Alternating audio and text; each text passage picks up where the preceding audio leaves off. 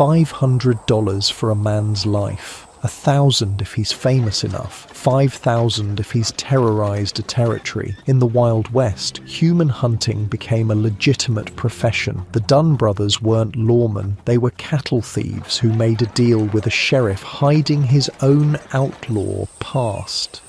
Together, they tracked, betrayed and executed men they once called friends, all for the bounty on their heads. Here's the blood-soaked truth about bounty hunting in the American frontier.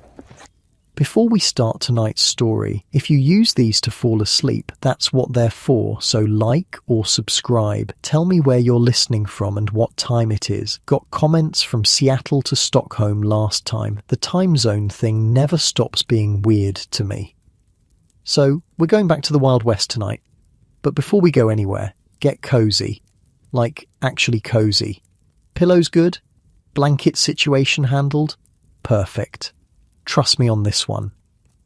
Your eyes flutter open in a rough-hewn cabin somewhere in Oklahoma territory. The year is 1893. Your back aches from the thin, lumpy mattress beneath you, and the wool blanket scratches against your skin, not like your soft, comfortable bed right now. Outside, the wind whistles through the cracks in the wooden walls. It's still dark, but dawn isn't far off. The air carries the scent of wood smoke, coffee, and gun oil. That last smell is always around these days. Everyone's armed, everyone's dangerous, and everyone's watching their back, including you. You swing your legs over the edge of the bed and wince. Your boots have left a trail of red Oklahoma dust across the floor. You slept with your gun belt on again, third night in a row. But that's what happens when you're hunting human beings for money. You're basically a professional killer with a piece of paper making it legal. Yeah, welcome to the world of the Wild West bounty hunter. It's not what the dime novels make it out to be. It's dirtier, it's bloodier, it's morally murkier than a creek after a cattle drive. Picture this. It's 1892, and the notorious Dalton gang had just met their bloody end in Coffeyville, Kansas. 4 bandits gunned down in the street after trying to rob 2 banks at once. Talk about ambitious. But the gang wasn't just those 5 guys. They had friends, associates, fellow outlaws. And those guys, they scattered like buckshot. The law was stretched thin across territories bigger than some European countries. Marshals couldn't be everywhere. So what did they do? They turned to people who knew the outlaws best. Former friends, former partners, even former criminals themselves. That's how the Dunn brothers got into the bounty hunting business. I spent months researching these guys, and let me tell you, the line between outlaw and lawman was paper thin. Sometimes it didn't exist at all. "You want us to bring in the wild bunch?" B. Dunn probably asked when offered the deal, and the marshals like, "Dead or alive? Preferably dead. Less paperwork." That's not an exaggeration. They literally preferred outlaws dead. Hauling a live prisoner across hundreds of miles of territory was dangerous. A dead body just needed a wagon and some ice if the weather was hot. The Dunn brothers weren't exactly model citizens themselves. Bill, B, Dal, Calvin, and George Dunn ran a boarding house near Ingalls and a meat market in Pawnee, Oklahoma. But they also had a side hustle in cattle rustling. Yeah, criminals hunting criminals. Welcome to the frontier justice system. Their teenaged sister Rose had even fallen in love with one of the outlaws they were now hunting, George Bitter Creek Newcomb of the Wild Bunch. Nothing complicated about that family dinner conversation, but this story really centers around 2 men. Frank Canton, the tough-as-rawhide lawman with a dark secret, and B. Dunn, a bounty hunter who'd make a deal with the devil if there was money in it. Let's back up, though. The Wild West didn't just magically become wild. By the 1890s, the American frontier was actually closing. The government had pushed across the continent in waves, claiming land by purchase, annexation, and removal of indigenous peoples.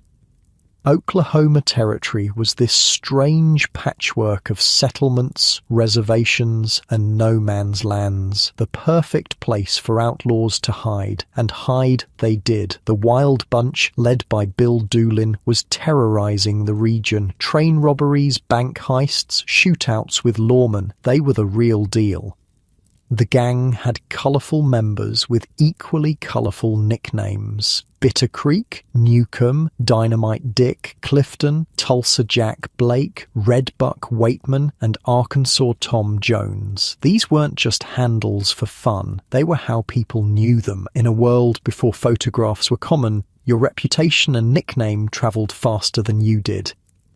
Now, Frank Canton was something else entirely. As both Undersheriff of Pawnee County and a Deputy U.S. Marshal, he had authority, but he wasn't exactly what you'd call upstanding. There were whispers about his fondness for the bottle and his brutal methods. He had, in recent years, worked as a cowboy and a sheriff further west, but his early life was a mystery, or so people thought. Frank, his boss might say, we need the Wild Bunch taken care of.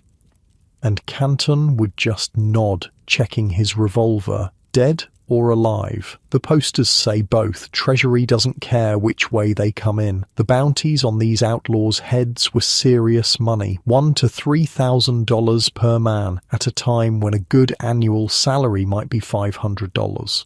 That's like offering $100,000 per outlaw in today's money. For poor frontier folks, that kind of reward was life-changing.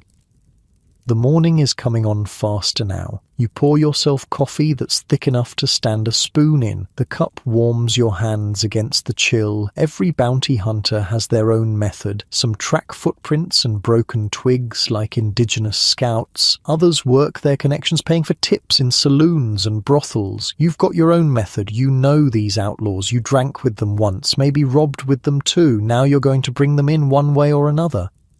Here's the thing about bounty hunting in the Wild West. It wasn't like the movies. Most bounty hunters weren't drifters who rode into town looking at wanted posters. They were lawmen supplementing their income, or locals who knew the criminals personally. The Dunn brothers knew exactly where to find some members of the Wild Bunch because they'd worked with them before, and that's where the real moral darkness creeps in, when you're hunting someone you used to call friend. A fly buzzes around the cabin, landing on the wanted poster you've tacked to the wall. The sketch doesn't really look like Bitter Creek, but the reward amount is clear as day. $3,000, dead or alive. 3,000 reasons to betray a friend. This system created a brutal reality where outlaws couldn't trust anyone. The higher your bounty went, the more your friends started looking at you differently, calculating, wondering if you were worth more to them dead than alive. Tell me about the Dunns, people would ask years later, and old-timers would lean in close. They weren't bounty hunters, they were bounty killers. Most people assume the term bounty hunter was common in the Old West, but it actually wasn't used much back then. These men were called manhunters, or sometimes just detectives. The profession wasn't regulated. Anyone could decide to track down a wanted man. The only credential you needed was to bring in the body. By spring of 1895, tensions were building between Frank Canton and the Dunn brothers. They were supposed to be working together to take down the Wild Bunch, but there was money involved, and where there's money, there's betrayal. B. Dunn had figured out a way to cut Canton out of the rewards. He and his brothers had a solid lead on where to find Bitter Creek Newcomb and Charlie Pierce. They just needed to get Canton out of the way first. Your coffee's done. You strap on your gun belt, tightening it a notch. Your rifle is cleaned and loaded by the door. Today's the day you're going to find your quarry. Maybe take them alive if they surrender immediately, but you're not counting on it. You step outside into the pink dawn light. The air smells like dust and sage. Your horse nickickers from the small corral, already sensing a long ride ahead. This is the life you've chosen, or maybe it chose you. Either way, you're a bounty hunter now, judge, jury, and if necessary, executioner, all with the blessing of the law. On the horizon, there's a small dust cloud. Riders coming, maybe it's the Dunn brothers, maybe it's the Wild Bunch. Either way, you check your gun one more time. In this country, everyone's hunting someone, and sometimes they're hunting you right back. The morning sun breaks fully over the prairie now, casting long shadows across the dusty ground. You squint against the light, watching those distant riders draw closer. Your hand rests on your revolver. In the world of bounty hunting, hesitation means death. Frank Canton was watching his own shadows that spring. He had no idea how close his past was to catching up with him, or how much blood would be spilled before his story ended. The manhunt was about to begin in earnest, and not everyone would live to see it end. 2 weeks pass. The prairie sun beats down mercilessly as you ride alongside the Dunn brothers. 5 men with weather-beaten faces and cold eyes, their horses kicking up dust clouds that hang in the still Oklahoma air. You've thrown your lot in with them because they know things, where the Wild Bunch hides, who shelters them, which saloon girls whisper secrets after midnight. Bitter Creek's got a sweet spot for our Rose, Bill Dunn says, breaking the silence. Man'll do anything for love, even ride straight into a bullet. The other brothers laugh, but there's no humour in it, just the hollow sound of men planning a killing. The oldest brother, Bill Dunn, is the leader. B, Dal, Calvin and George follow his lead without question. They're blood, and out here, that means something. But they're not hunting for justice. The bounties on the Wild Bunch would set them up for years, if they can collect.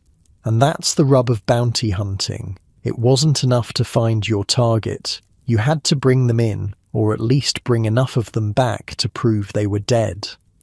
Frank Canton's still watching us, Dal mutters, checking over his shoulder for the 100th time. Don't trust that badge-wearing son of a bitch. The mention of Canton makes everyone tense up. As Undersheriff of Pawnee County, he should be your ally in this manhunt. But something about the man puts ice in your veins. Maybe it's his eyes, too watchful, too knowing. Like he's seen both sides of the law and isn't particularly bothered by either.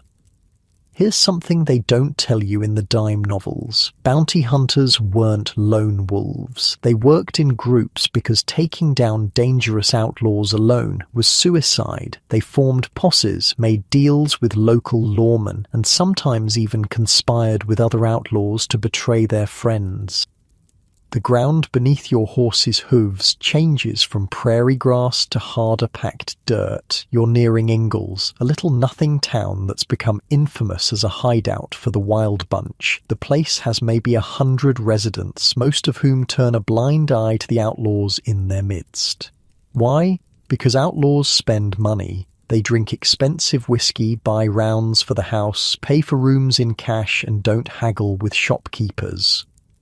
Town up ahead, Bill Dunn says, adjusting his rifle in its scabbard. We don't all ride in together. Too obvious. You nod. Smart. The Dunns might be criminals themselves, but they're not stupid. I'll go with Calvin, you say. We'll take the saloon. You boys check the boarding house. What none of you say out loud is that Rose Dunn might be at the boarding house too, their own sister, sleeping with the enemy. The girl is barely 17, but has already chosen her side. At least that's what her brothers think. In reality, Rose is about to become the perfect bait in their deadly trap. Back in Pawnee, Frank Canton sits at his desk, cleaning his revolver for the 3rd time today. The man is methodical, patient. His real story would shock the territory if it ever got out, because Frank Canton isn't his real name. He was born Josiah W. Joe Horner in Virginia back in 1849. As a teenager, he became a cowboy in Texas, trailing cattle north for Texas cattleman Burke Burnett. But somewhere along the way, young Joe took a wrong turn. From 1871 to 1878, he robbed banks, rustled cattle, and killed at least one man, a Buffalo soldier, during a gunfight. In 1877, authorities finally caught up with him after he robbed a bank in Comanche, Texas. But Horner wasn't done yet. He escaped from Texas Ranger custody and fled north to Nebraska, where he shed his outlaw identity like a snake shedding its skin. Joe Horner died on the trail, and Frank Canton rode into Wyoming a new man.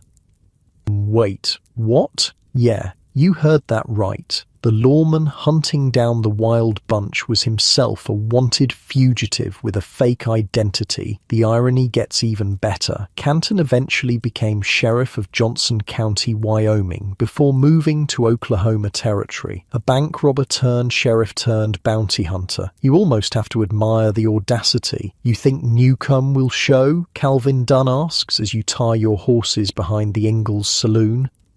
You check your pocket watch, 2:17 in the afternoon, hot as hell. If Rose sent that letter like Bill said, he'll come running. And if he brings Pierce with him, you pat your revolver. More bounty for us. The saloon is like every other frontier watering hole. Dim, smelling of stale beer, tobacco, and unwashed bodies.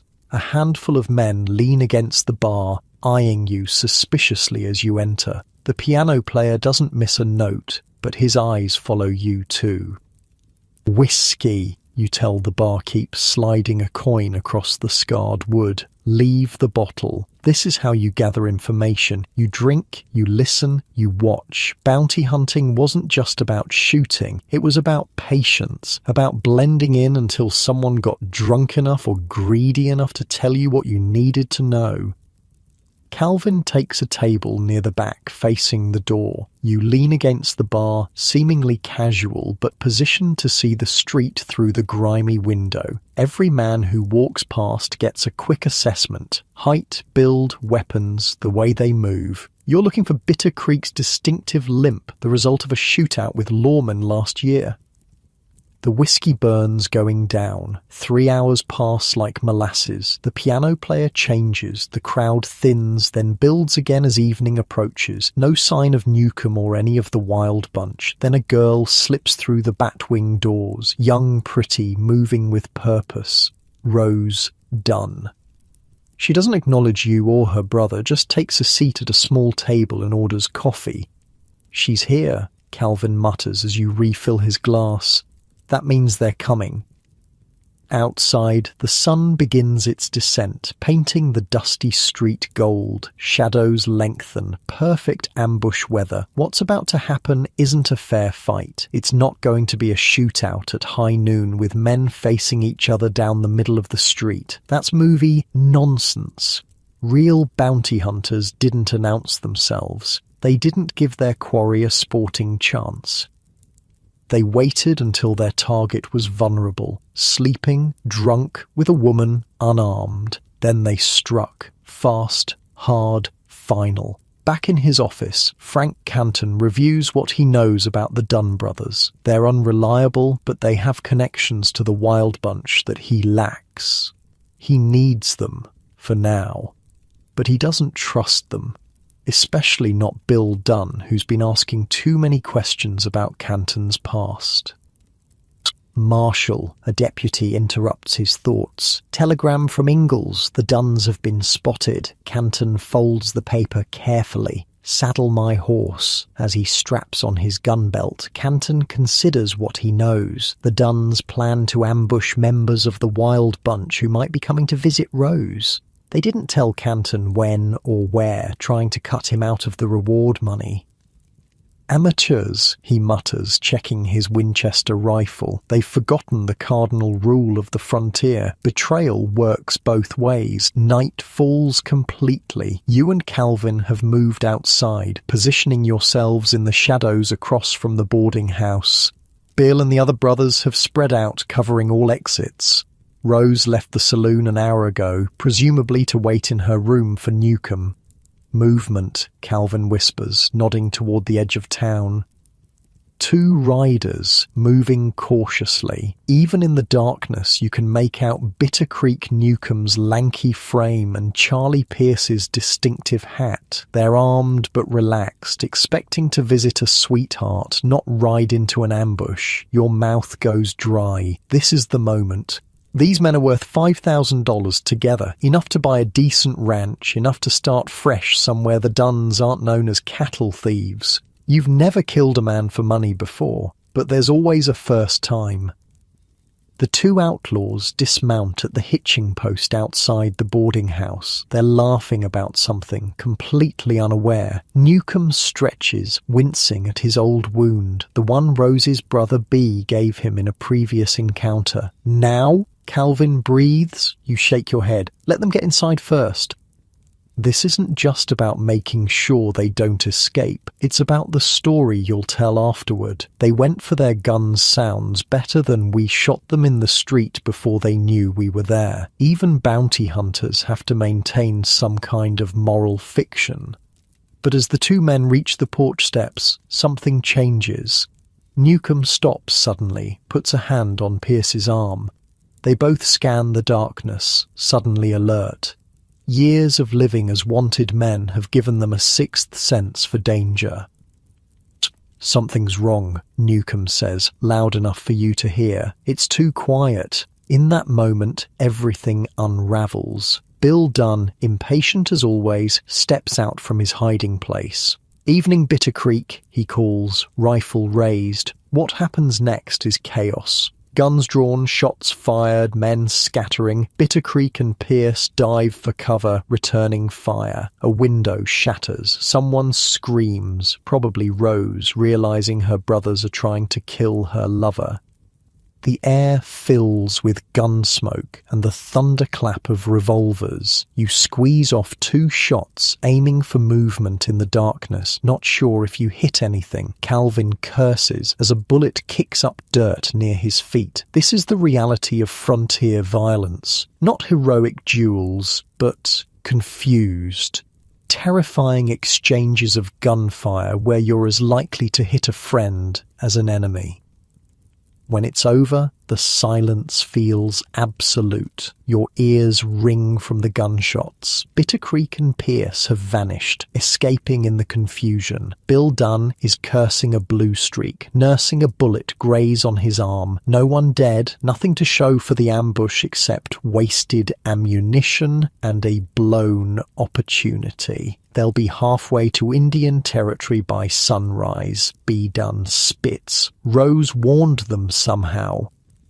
The accusation hangs in the air. Their own sister betraying them for an outlaw. But you're not so sure. Something about the timing feels wrong. Newcomb and Pierce were suspicious before anything happened, before they even reached Rose. The ride back to Pawnee is silent and tense. The Duns are furious at the failed ambush and at each other. You keep your thoughts to yourself, watching, waiting. There's more going on here than a simple bounty hunt. 2 days later, Frank Canton calls you into his office. He looks tired, the lines around his eyes deeper than usual. The Duns are planning something, he says without preamble. Bill's been asking questions about my time in Wyoming. You nod, waiting. Canton rarely reveals anything without purpose. I need you to stay close to them, find out what they're planning. They don't trust me, you point out. Not after Ingalls.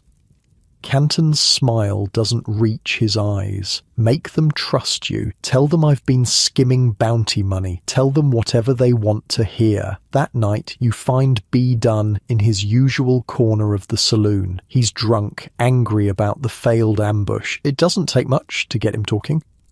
Bill says Canton ain't who he claims to be. B. slurs, leaning close. Says he's actually some outlaw from Texas. Joe something. Your blood runs cold, but you keep your face neutral. That's a serious accusation. B shrugs. Bill's got connections in Wyoming, says Canton was a hired gun for the cattle barons during some range war, killed innocent homesteaders. This is bigger than you thought. If the Duns expose Canton, the entire territorial justice system could be compromised. A fugitive posing as a lawman for years, the newspapers would have a field day.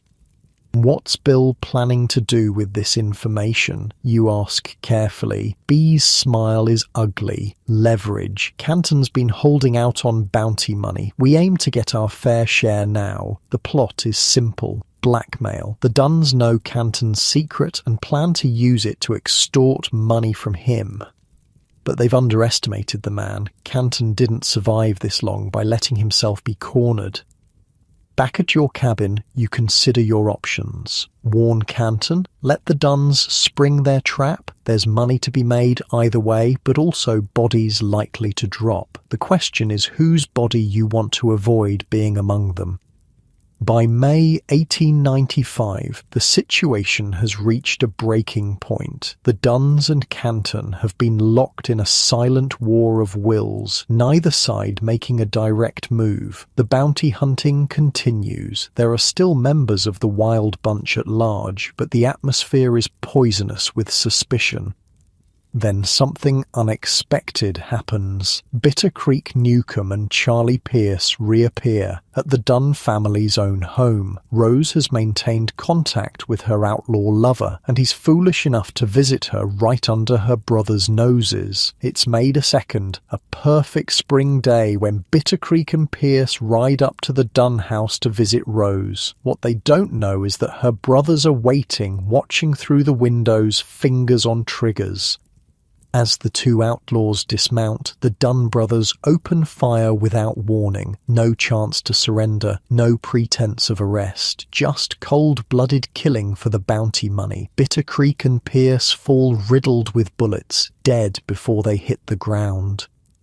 Rose screams, running to her lover's body, but it's too late. The man she loved is gone, betrayed and murdered by her own blood. The Dunn brothers stand over the bodies, not with regret, but with calculation. $5,000 for Newcomb, another $5,000 for Pierce.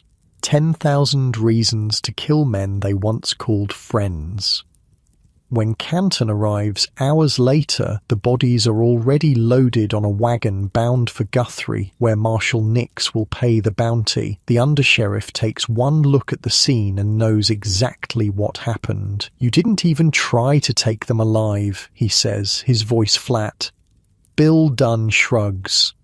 Poster says dead or alive. They're just as dead as they need to be.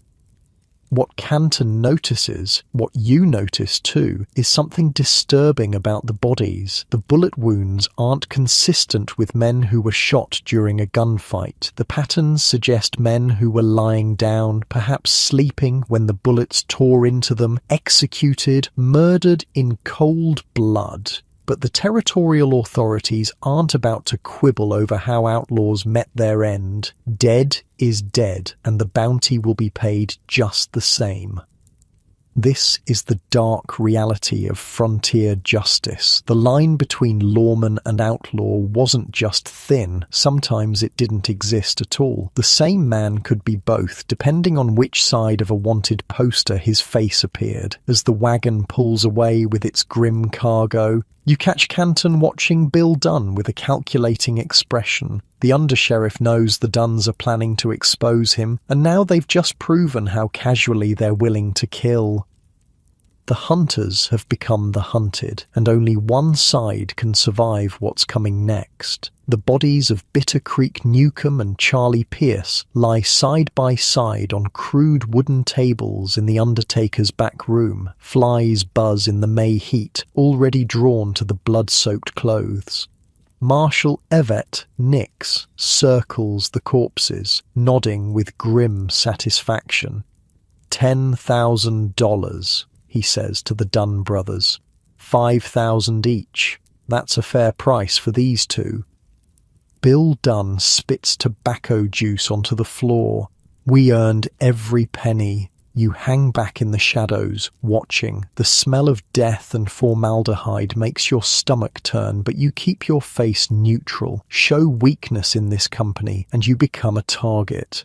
Frank Canton stands off to the side, his eyes fixed not on the bodies, but on the Dunn brothers. There's something calculating in his gaze, like a man tallying debts that will soon come due.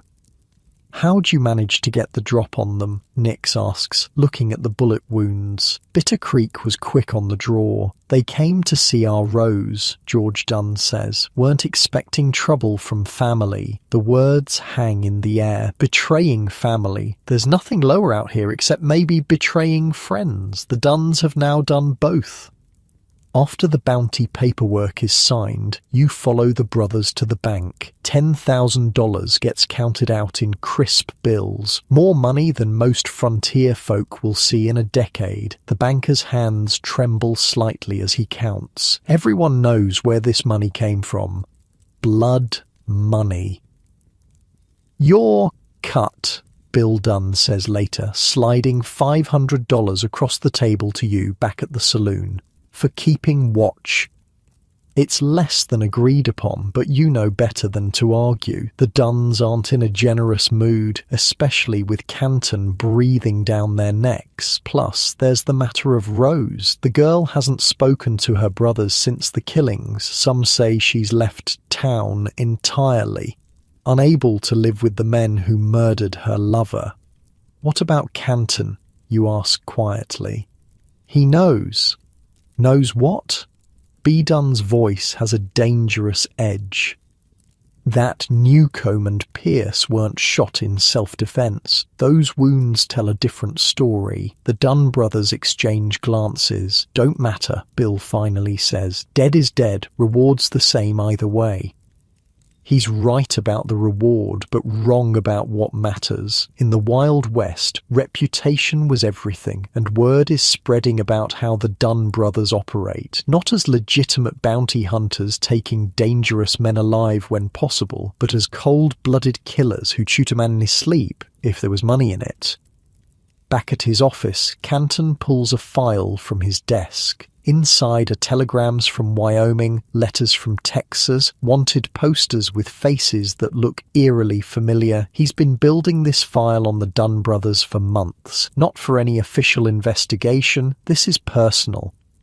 Canton takes a bottle from his drawer and pours a generous measure. The whiskey burns, but it steadies his hands. The Dunns know his secret. It's only a matter of time before they try to use it against him. He needs to strike first. But there's a complication. Word has come down from Judge Isaac Parker, the infamous hanging judge of Fort Smith, Arkansas. He wants the rest of the Wild Bunch taken care of, and he doesn't much care how it happens. The three guardsmen, legendary lawman Heck Thomas, Bill Tillman, and Chris Madsen, have been authorized to form posses and hunt down the remaining outlaws by any means necessary. The Dunns, despite their questionable methods, are now part of those posses. They've got Heck Thomas's ear, and the old manhunter values results over propriety. If Canton moves against the Dunns now, he'll have more enemies than he can handle. So he waits, watches, plans. Summer arrives with brutal heat. The manhunt for the Wild Bunch intensifies. Bill Doolin, the gang's leader, has gone to ground, but rumours place him near Lawson in what will eventually become Pawnee County. His wife and child are there, and even outlaws get homesick. You ride with different posses over these months, sometimes with the Dunns, sometimes with other lawmen. The rewards keep coming, smaller than the Newcomb and Pierce bounties, but steady. You've saved nearly $2,000, enough to maybe buy land somewhere. People don't know your name or your deeds. One sweltering afternoon, you find yourself riding alongside Heck Thomas himself. The legendary manhunter is in his 50s now, face weathered like old saddle leather, eyes sharp as a hawk's. He's tracked more outlaws than anyone in the territories. "You've been riding with the Dunns," Thomas says, not a question. "Some," you admit. "They know the territory." Thomas snorts. They know it because they've broken the law across most of it. Bill Dunn was rustling cattle before he started collecting bounties. People change, you offer, not believing it yourself. No. Thomas shakes his head. They don't. They just find new ways to be who they've always been.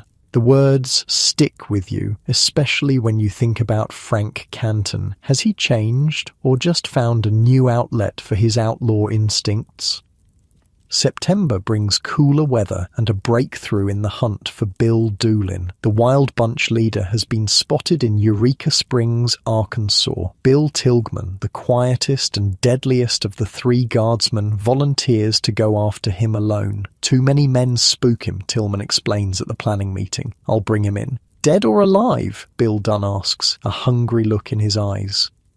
Tilghman's gaze is cold. The law prefers them alive, Dunn. Justice is supposed to happen in courtrooms, not back alleys. The rebuke is clear. The Dunn's reputation has spread. Even among hardened lawmen, there are lines you don't cross. Killing unarmed men in their sleep, that's murder, not justice, no matter what the wanted poster says. While Tilghman heads to Arkansas, tension builds in Pawnee. The Dunns, flush with reward money, have been drinking heavily, bragging about their kills. Bill Dunn in particular has been hinting that he knows things about certain lawmen that could end careers, or worse.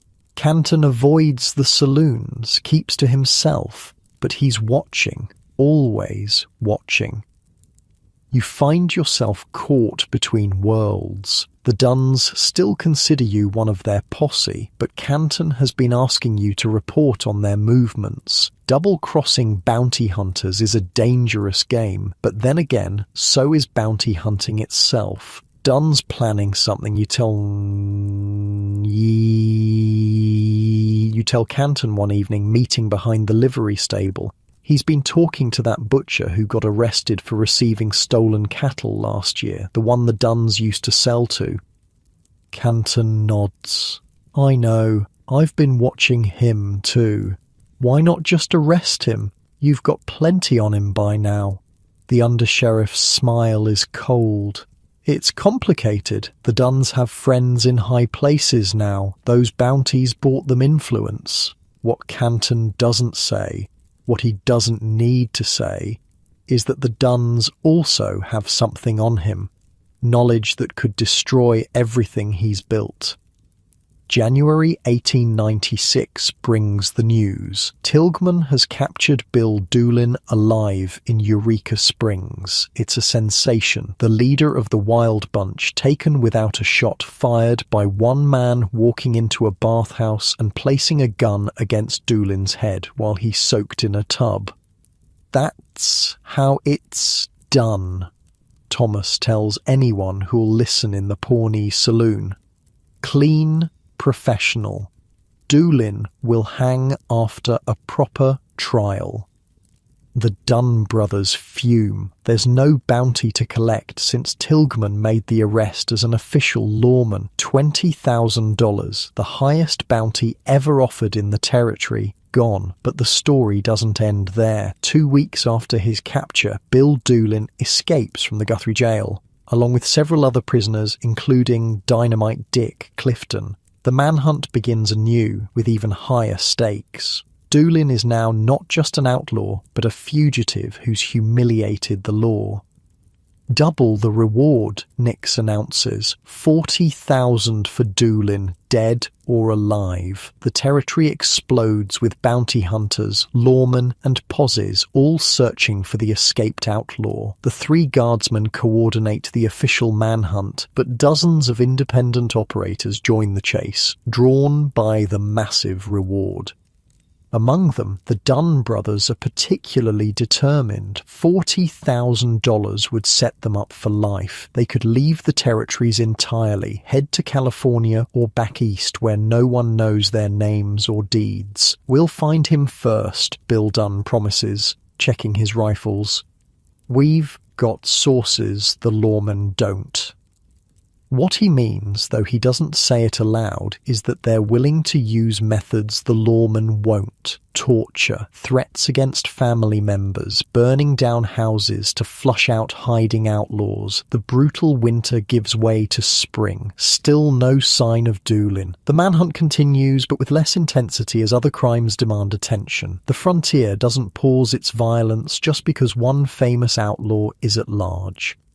Then in April, B. Dunn receives word from an informant. Doolin has been spotted near his wife's family home outside Lawson. He's risking everything to visit his wife and young son. "We move tonight," Bill Dunn tells his brothers. "Just us. No lawmen to split the reward with. You're included in the plan by default. The Dunns need every gun they can trust, and while they don't fully trust you, they believe money keeps you loyal. They're not entirely wrong." The ambush is set for the small farmhouse where Doolin's wife is staying. 6 men with rifles surrounding a sleeping house, waiting for one of the most dangerous men in the territory to walk into their trap. Hours pass. Midnight comes and goes. Your legs cramp from crouching in the underbrush, but you dare not move. The Dunns are in position, patient as spiders. Just before dawn, a lone rider approaches. He's cautious, circling the property once before dismounting. Even in the faint pre-dawn light, you recognize Bill Doolin from the wanted posters. He moves with a slight limp, an old wound that never healed right. He ties his horse to a post, checks his guns, then heads for the back door of the farmhouse. No one moves. The plan is to take him inside, where there's less chance of him escaping in the darkness. 10 minutes pass, then 20. Bill Dunn gives the signal. 3 short whistles, barely audible. You move toward the house with the others, spreading out to cover all exits. Through a window, you see lamplight, Doolin reuniting with his wife and child. Something twists in your gut. This doesn't feel like justice. It feels like an ambush on a family moment. Bill Dunn kicks in the front door. Doolin hands up. What follows is chaos. Gunshots, screaming, breaking glass. Doolin fires back from somewhere inside, his bullets splintering the doorframe inches from your head. A woman's voice, his wife, begging everyone to stop. In the confusion, something unexpected happens. Doolin manages to slip out a back window, firing as he goes. He makes it to his horse, despite taking what looks like a bullet to the shoulder.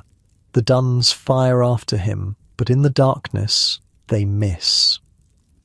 "Follow him," Bill Dunn roars, already running for his own horse. The chase is on. 5 riders pursuing 1 wounded man across the Oklahoma countryside. Doolin is desperate, riding hard despite his injury. He knows what capture means, either death on the spot or a return to jail followed by a hangman's noose. Dawn breaks fully as you crest a hill and spot Doolin's horse, riderless, grazing by a creek. The outlaw has gone to ground.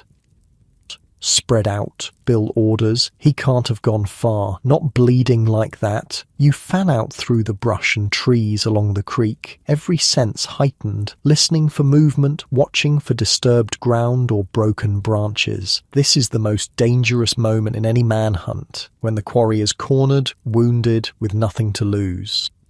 A gunshot cracks the morning silence. Then another. You run toward the sound, heart pounding. Through the trees, you see B. Dunn on the ground, clutching his leg. Blood seeps between his fingers. 20 yards away, Doolin is reloading his revolver behind a fallen log.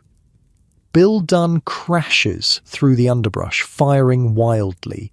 Doolin returns fire, more disciplined, making each shot count. It's an uneven match, 1 wounded man against 4 hunters.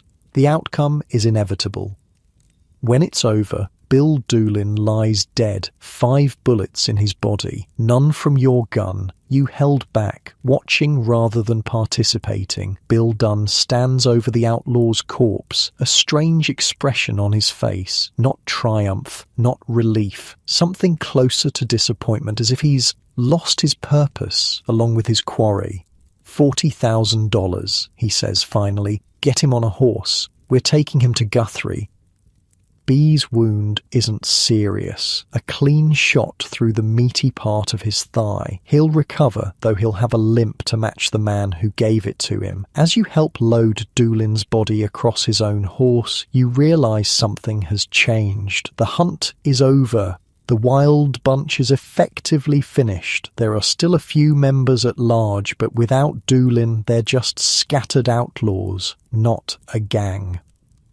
More importantly, the Duns have served their purpose as far as the law is concerned. The dangerous criminals are dead or captured. The territories are safer, but men like the Duns don't just fade away when they're no longer useful. They find new targets, new sources of income, and Frank Canton is watching them, waiting for his moment.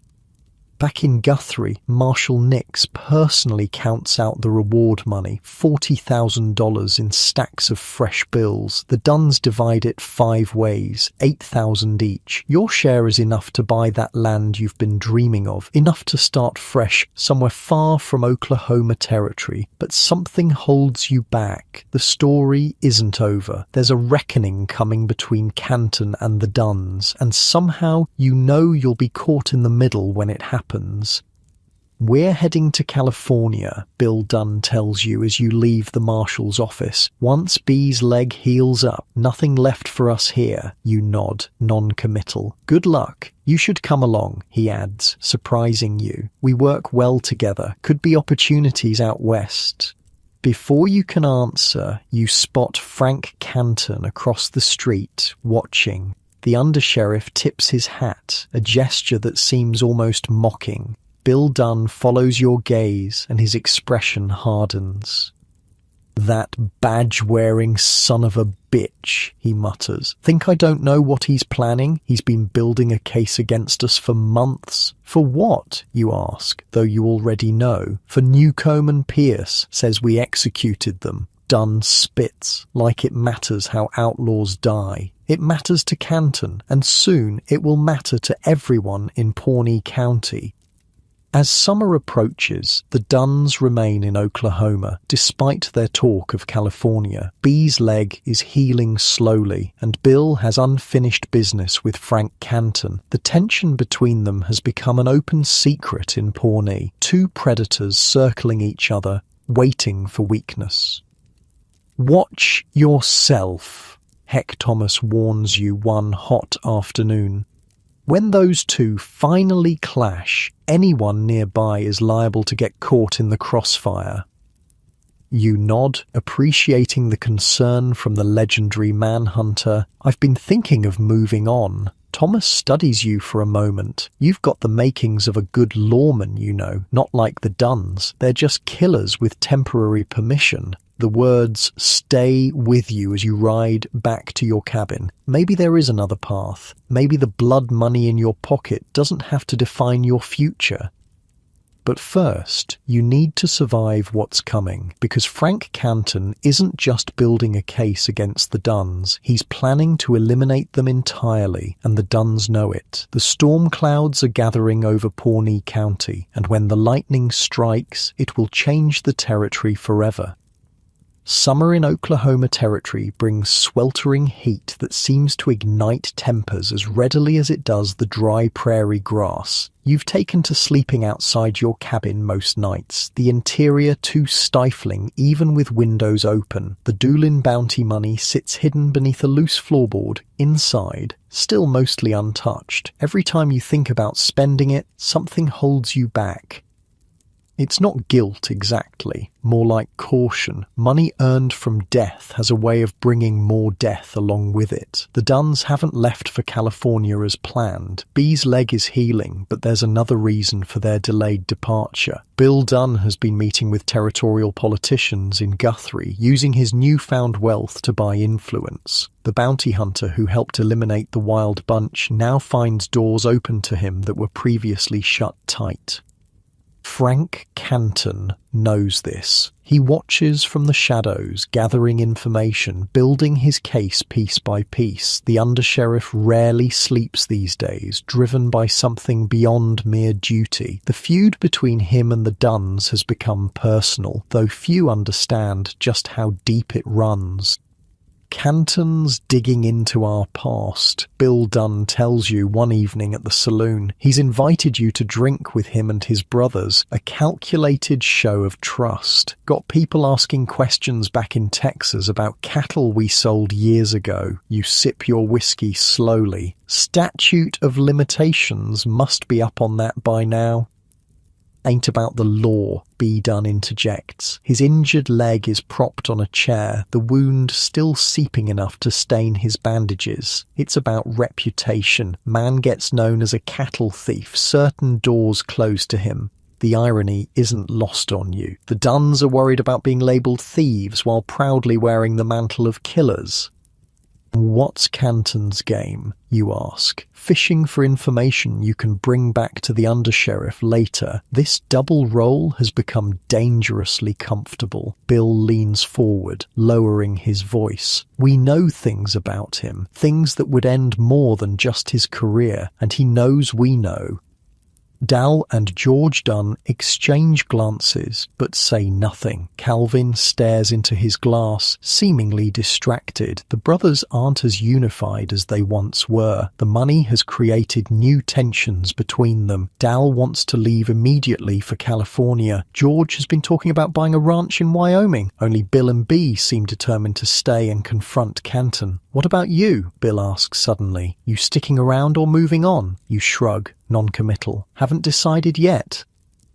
Well, decide soon, B says with surprising heat. Way things are heading, folks are going to have to pick sides. Can't sit on the fence forever.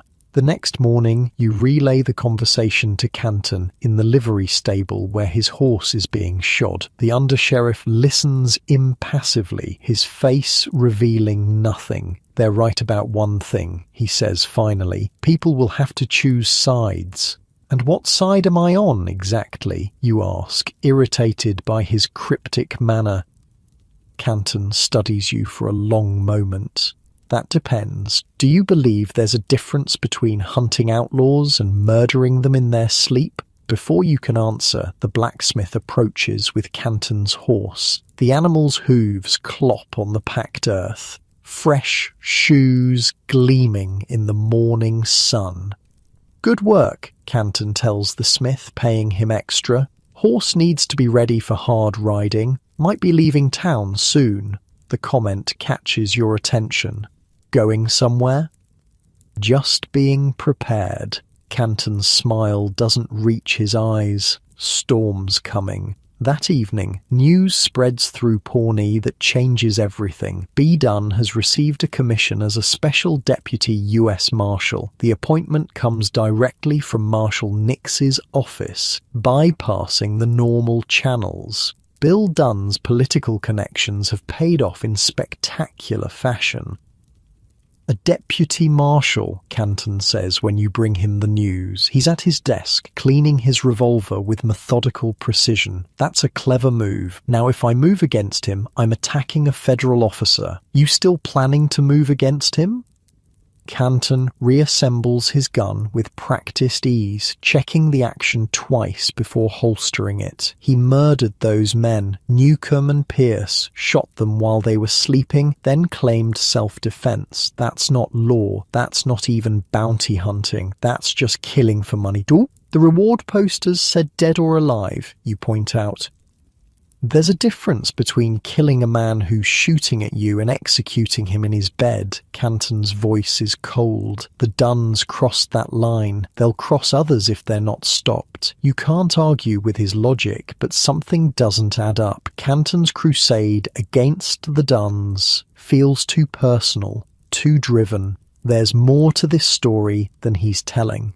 What's your real history with the Dunns? You ask directly. Canton's eyes narrow. What do you mean? This isn't just about Newcomb and Pierce. There's something else, something between you and Bill Dunn specifically. For a moment, you think Canton will deny it or deflect. Instead, he sighs heavily, suddenly looking older than his years. Bill Dunn has been asking questions in Wyoming about my time there during the Johnson County War. The Johnson County War. Even out in the territories, people had heard of the bloody conflict between wealthy cattlemen and small ranchers in Wyoming. Hired guns, mass killings, the US cavalry called in to restore order. You were a sheriff there, you say, remembering bits of Canton's background. I was. He stares out the window, eyes focused on something distant. I also worked for the Wyoming Stock Growers Association. They hired protection during the Troubles. Protection, a euphemism for mercenaries, hired guns. The pieces start falling into place. The Duns found out you did something during that war, something that could ruin you. Canton turns back to you, his face a mask. Let's just say I was on the wrong side of history. And Bill Dunn is the type to use that kind of information. The next few days pass in tense anticipation. B. Dunn proudly wears his deputy marshal badge around town, making sure Canton sees it. The brothers frequent the saloons, buying drinks for anyone who'll stand with them, building their own coalition. Canton works quietly, methodically. He revives the old cattle rustling charges against B. Dunn, finding new witnesses, building a legal case that even Dunn's new badge can't deflect. It's a chess match between two ruthless men, each moving pieces into position for the final confrontation. You keep your head down, playing both sides, passing selective information to each camp. It's a dangerous game, but it keeps you valuable to both parties, and that means alive.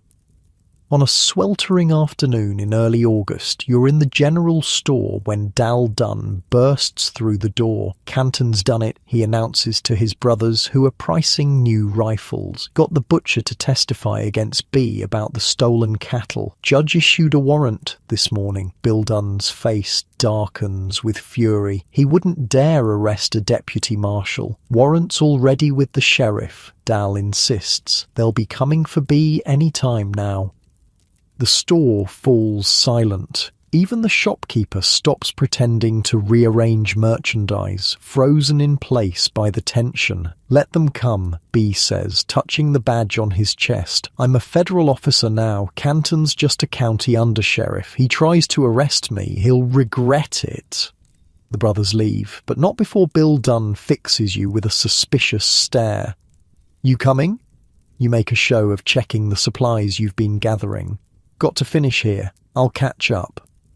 Once they're gone, you slip out the back and head straight for Canton's office. The undersheriff is already strapping on his gun belt when you enter. The Dunns know about the warrant, you tell him without preamble. Canton nods, unsurprised. I figured they would. Too many loose lips in the courthouse. B says he'll resist arrest, says his marshal's badge trumps your authority.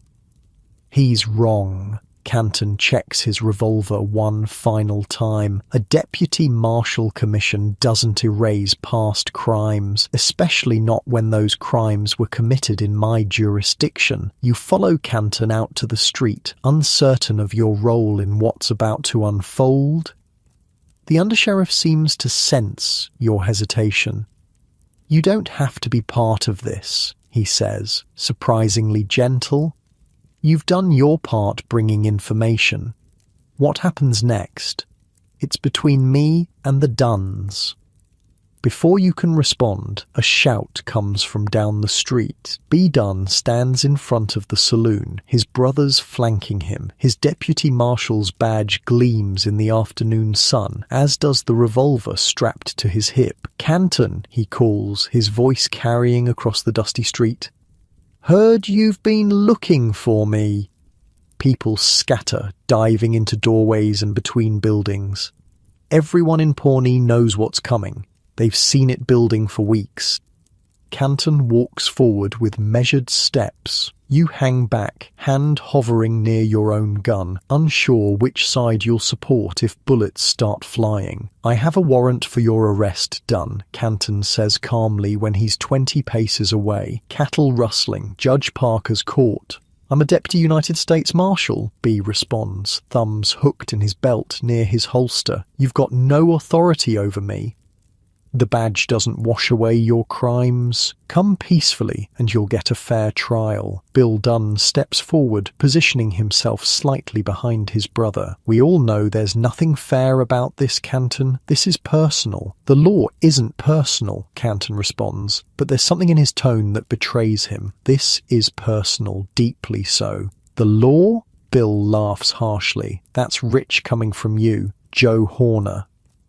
The name falls like a thunderclap in the silent street. Joe Horner. You've never heard it before, but Canton's reaction tells you everything. The undersheriff goes rigid, his face draining of colour. That's right, Bill continues, sensing advantage. We know who you really are. The Texas bank robber who escaped jail and made himself a new identity. The outlaw who became a lawman. Canton doesn't deny it. His silence is confirmation enough.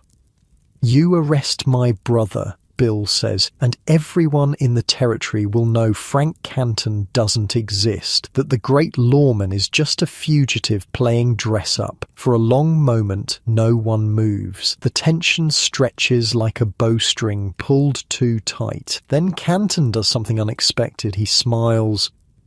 You think that matters now? After all this time? His voice is calm, almost amused. I've spent 20 years on this side of the law, caught more outlaws than you've had hot meals. My record speaks for itself. Your record? B snarls. You're a wanted man, Canton, or should I call you Horner? Once folks know the truth, you'll be the one in chains. Canton's smile fades. Maybe, but first, you're coming with me, badge or no badge. Everything happens at once. B's hand drops to his gun. Canton moves with the speed of a striking snake, his revolver clearing leather before B's fingers close around his grip. A single shot cracks the air. B Dunn staggers backward, a look of shock on his face. A dark stain spreads across his shirt, directly over his heart. He falls without a word, dead before he hits the dirt. Bill Dunn roars with rage, reaching for his own weapon, but Dal grabs his arm, holding him back. Not here, Dal hisses. Not like this. He'll kill you too. The street is frozen in tableau, Canton standing with his smoking gun still raised, B Dunn sprawled in the dirt, blood pooling beneath him, the remaining brothers paralysed between grief and fury. Anyone else want to resist arrest? Canton asks quietly, his eyes locked on Bill Dunn. The standoff stretches for 10 heartbeats. 20. Then Bill slowly raises his hands, stepping away from his dead brother.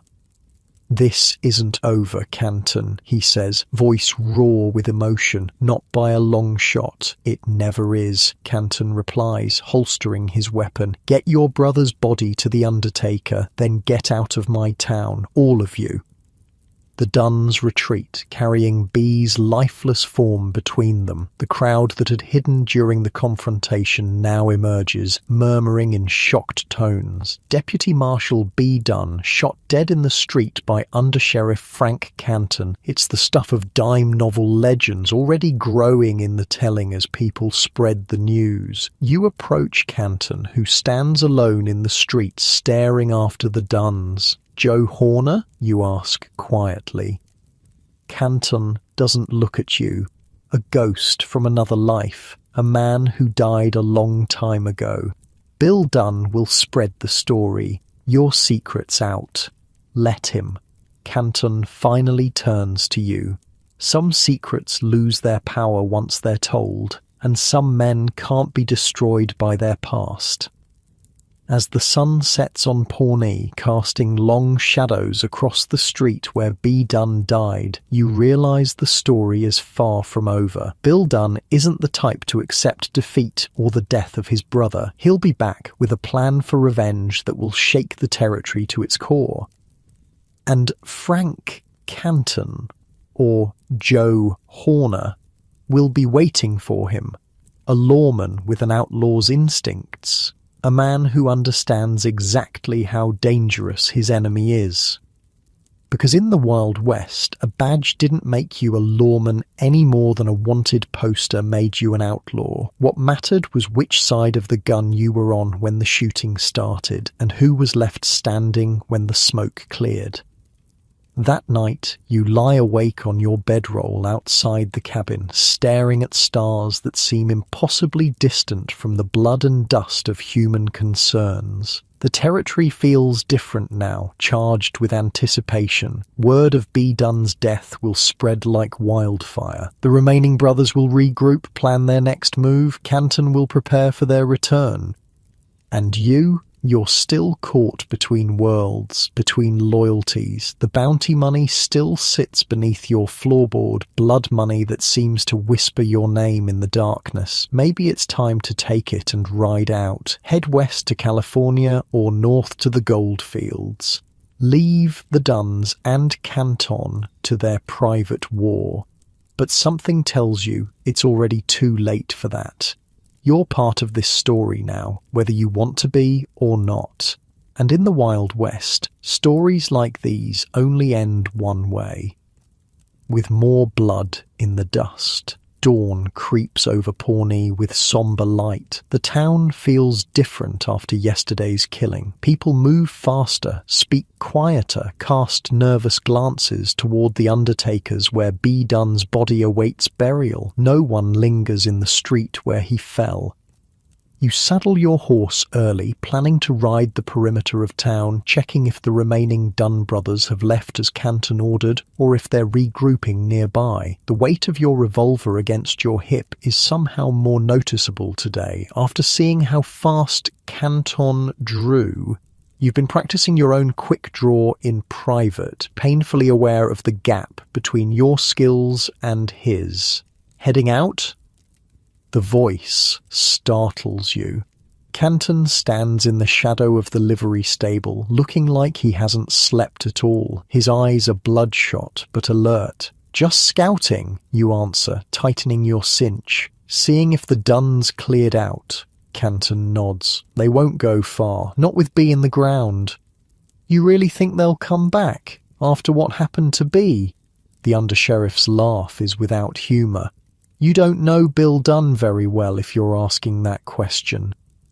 He's right, of course. Men like Bill Dunn don't just walk away from a brother's killing, badge or no badge. Revenge isn't just likely, it's inevitable. "What about your situation?" you ask carefully. "The whole Joe Horner thing?" Canton's face hardens. "Already sent telegrams to the governor and Marshal Nix explaining the situation. Got ahead of Bill Dunn's version.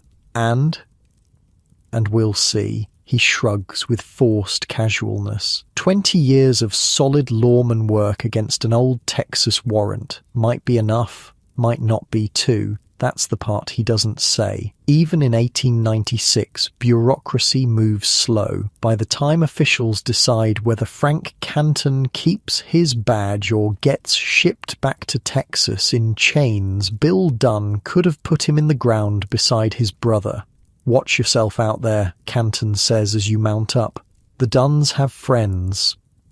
The morning air is cool as you ride out of town, a brief respite before the day's heat. Your horse's hooves kick up little dust clouds that hang in the still air. The land around Pawnee is mostly flat, with scattered stands of trees marking creek beds. Perfect ambush country. You ride carefully, scanning the horizon, noting the movement of birds that might signal humans disturbing their usual patterns. 2 hours out, you spot what you're looking for: smoke from a campfire, hidden in a grove of cottonwoods along a creek. Approaching cautiously, you leave your horse tied 100 yards away and proceed on foot. Voices drift through the trees, angry and determined. Not waiting for some circuit judge, Bill Dunn's distinctive growl carries clearly. Canton shot B down like a dog. Badge don't give him that right. He'll claim self-defense, another voice. Sounds like Dal. B went for his gun first. Because Canton pushed him to it, Bill snaps. Backed him into a corner. You edge closer, staying low in the thick underbrush. Through gaps in the foliage, you can make out 3 men, Bill, Dal, and George Dunn, huddled around a small fire. Calvin is nowhere to be seen. We do this smart, Bill continues, calmer now. Not a straight-up fight in the street. Canton's too fast for that. We need an edge. What kind of edge? George asks. Bill stirs the fire with a stick, face grim in the flickering light. The kind that comes from knowing a man's schedule, his habits, when he'll be vulnerable. He doesn't drink much, Dal points out. Doesn't visit whorehouses. Man's careful. Everyone's got weak spots, Bill insists. Even the great Frank Canton. You've heard enough. Slowly, carefully, you back away from the camp. Once clear, you hurry to your horse and ride hard for Pawnee. Canton needs to know the Dunns are planning an ambush, but halfway back you rein in hard, suddenly uncertain. Who are you really working for in this fight? Canton's been straight with you mostly, but he's living a lie as big as Texas. The Dunns are killers, but their grievance is real. Canton did goad B into drawing, giving himself the excuse to shoot. There's no clean side here, just men with guns and grudges, all waist-deep in blood. You sit your horse on a small rise overlooking the town, caught between loyalties. The smart play would be to grab your bounty money and ride out. Let Canton and the Dunns settle their feud without you in the middle. But running feels wrong somehow, like leaving a story half-finished. By the time you ride back into Pawnee, it's mid-afternoon. The town is buzzing with news. Frank Canton has been suspended pending investigation into his true identity. The telegram came from the territorial governor himself. Canton's been ordered to surrender his badge and guns until authorities sort out whether he's a legitimate lawman or an escaped Texas fugitive. You find him at his house on the edge of town, a small, neat cabin with a front porch where he sits cleaning his rifle. His badge is conspicuously absent from his chest. They suspended you, you say, dismounting. News travels fast. He doesn't look up from his work, hands moving with practiced efficiency over the weapon's parts. You turning in your guns. Now he does look up, a flicker of amusement crossing his face. What do you think? I think the Dunns are camped at Cottonwood Creek, you say, making your choice. Planning how to kill you. Bill wants to catch you somewhere isolated. Avoid a straight-up fight. Canton nods, unsurprised. Smart. He knows I'd drop him like I did B if we faced off. So, what's your plan? He slides the last piece of the rifle back into place. The click unnervingly final in the quiet afternoon. My plan is to end this. Today. How? You're suspended. If you kill Bill Dunn now, it'll look like murder. It'll be self-defense. Canton stands, slinging the rifle. Bill's coming for me either way. I'm just choosing the battlefield. As the sun begins its descent toward the western horizon, Pawnee grows quiet. Word has spread about Canton's suspension and the Dunns' proximity. Folks are battening down, preparing for the storm everyone can feel coming. You find yourself in the saloon, nursing a whiskey, listening to the town gossip. The story of Canton and the Dunns has grown with each telling. Some say Canton was a famous Texas outlaw who killed 20 men before becoming a lawman. Others claim the Dunns have recruited a dozen gunmen to help them take revenge. The truth, as usual, is both less and more dramatic than the tales. You rode with them both, a weathered cowboy says, sliding onto the bar stool beside you. The Dunns and Canton, what's your read on how this ends? You consider your whiskey, buying time. Bloody, you finally answer. It ends bloody. He nods sagely. Always does with men like that. Too much pride, too much history, too many guns, you add. The doors swing open and conversation halts as Bill Dunn steps into the saloon. He's alone, dusty from the trail, face haggard with grief and rage. His eyes scan the room before settling on you. "There he is," he says, loud enough for everyone to hear. "Canton's little spy." The cowboy beside you vacates his stool with remarkable speed. Others edge toward doors and windows. No one wants to be caught in what's coming. "I'm just having a drink, Bill," you say, keeping your voice level, not looking for trouble. "Bit late for that." He approaches, stopping just out of arm's reach. "Saw your tracks out by our camp. Following us, were you? Running back to Canton with reports?" There's no point denying it. He deserved to know you were planning to bushwhack him. Bill's laugh is bitter. "And what did he tell you about himself? About Joe Horner, the bank-robbing, jail-breaking outlaw who reinvented himself as a lawman? Did he mention that part?" He didn't deny it. No, he wouldn't. Canton's not stupid. Bill signals the barkeep for a whiskey. The man delivers it with shaking hands, then retreats. "You know what the funny part is? I don't even care that he used to be an outlaw. Hell, half the lawmen out here started on the wrong side of a wanted poster."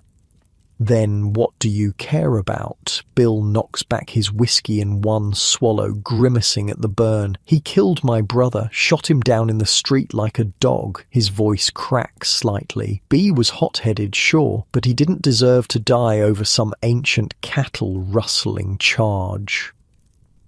For a moment, Bill Dunn isn't the notorious bounty hunter or the cattle thief. He's just a man grieving his brother, wounded and dangerous in his pain.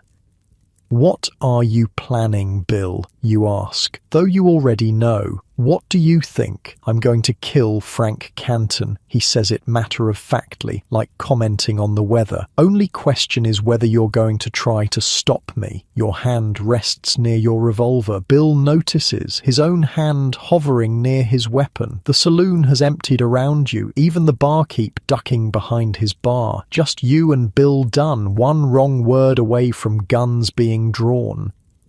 "I'm not dying for Frank Canton," you say carefully, "but I'm not helping you kill him either." Bill studies you, weighing your words, measuring your resolve. Finally, he nods slightly. "Fair enough. Stay out of the way then. This ends today, one way or another." He backs toward the door, never taking his eyes off you. At the threshold, he pauses. "B wasn't a bad man, you know. None of us are what the stories make us out to be, not even Canton." Then he's gone, boots crunching on the boardwalk outside, heading toward Canton's cabin on the edge of town. You release a breath you didn't realize you were holding. The barkeep emerges from hiding, pale-faced. "You best warn Canton," he says, wiping nervous sweat from his forehead. "Dunn's got that killing look in his eye." But you hesitate. Maybe this isn't your fight. Maybe the smart play is still to grab your money and ride out. The sun hangs low now, painting Pawnee in shades of red and gold, the perfect light for a showdown. At Canton's cabin, preparations are already underway. The undersheriff sits on his porch, revolver on his lap, rifle leaning against the wall beside him. He's positioned himself with clear sightlines to all approaches, impossible to sneak up on. "Bill Dunn's on his way," you announce, reining in your horse. "Just left the saloon. He's coming to kill you." Canton nods, unsurprised. "Figured it would be today. Sun's almost down. Last chance before full dark." "You could leave," you suggest. "Ride out. Come back when things cool down." "And go where?" Canton's smile is thin. "I've spent 20 years building this life. I'm not running from Bill Dunn or anyone else."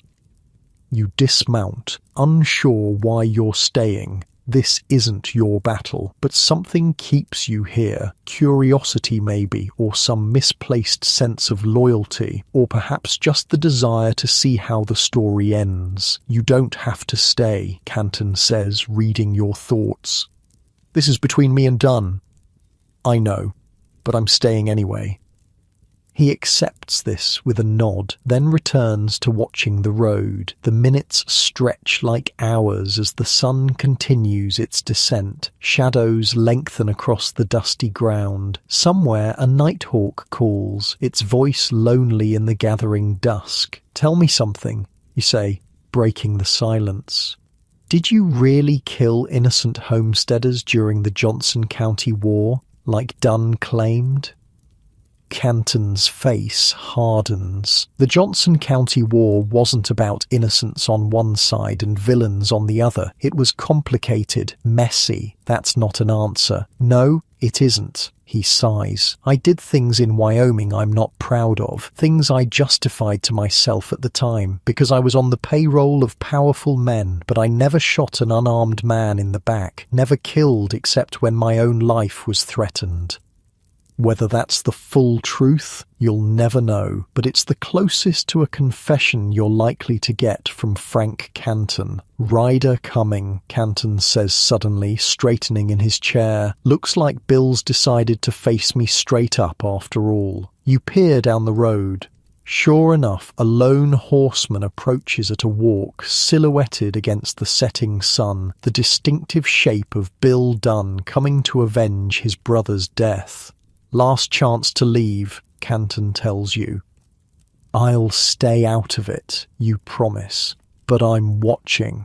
Canton stands, checking his revolver one final time before holstering it. He steps off the porch into the yard, waiting as Bill Dunn draws closer. It's a strange moment, almost ceremonial. Two enemies approaching each other in the dying light, surrounded by the vast emptiness of the frontier. No law but what they make themselves. No justice but what they deal with their own hands.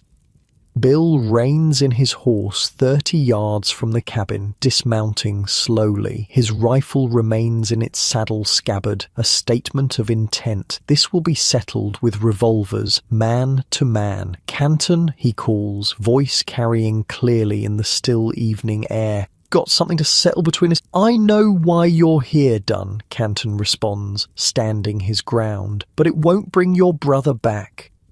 "Or no, it won't." Bill advances, hand hovering near his holstered weapon. "But it'll balance the scales." They face each other across 20 yards of dust and scraggly grass. You watch from the edge of the porch, heart pounding. This is how legends are born in the West.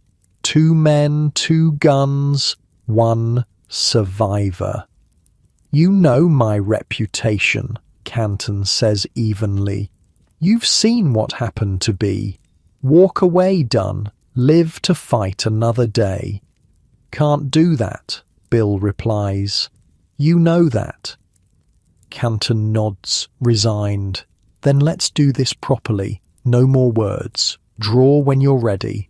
Time seems to slow.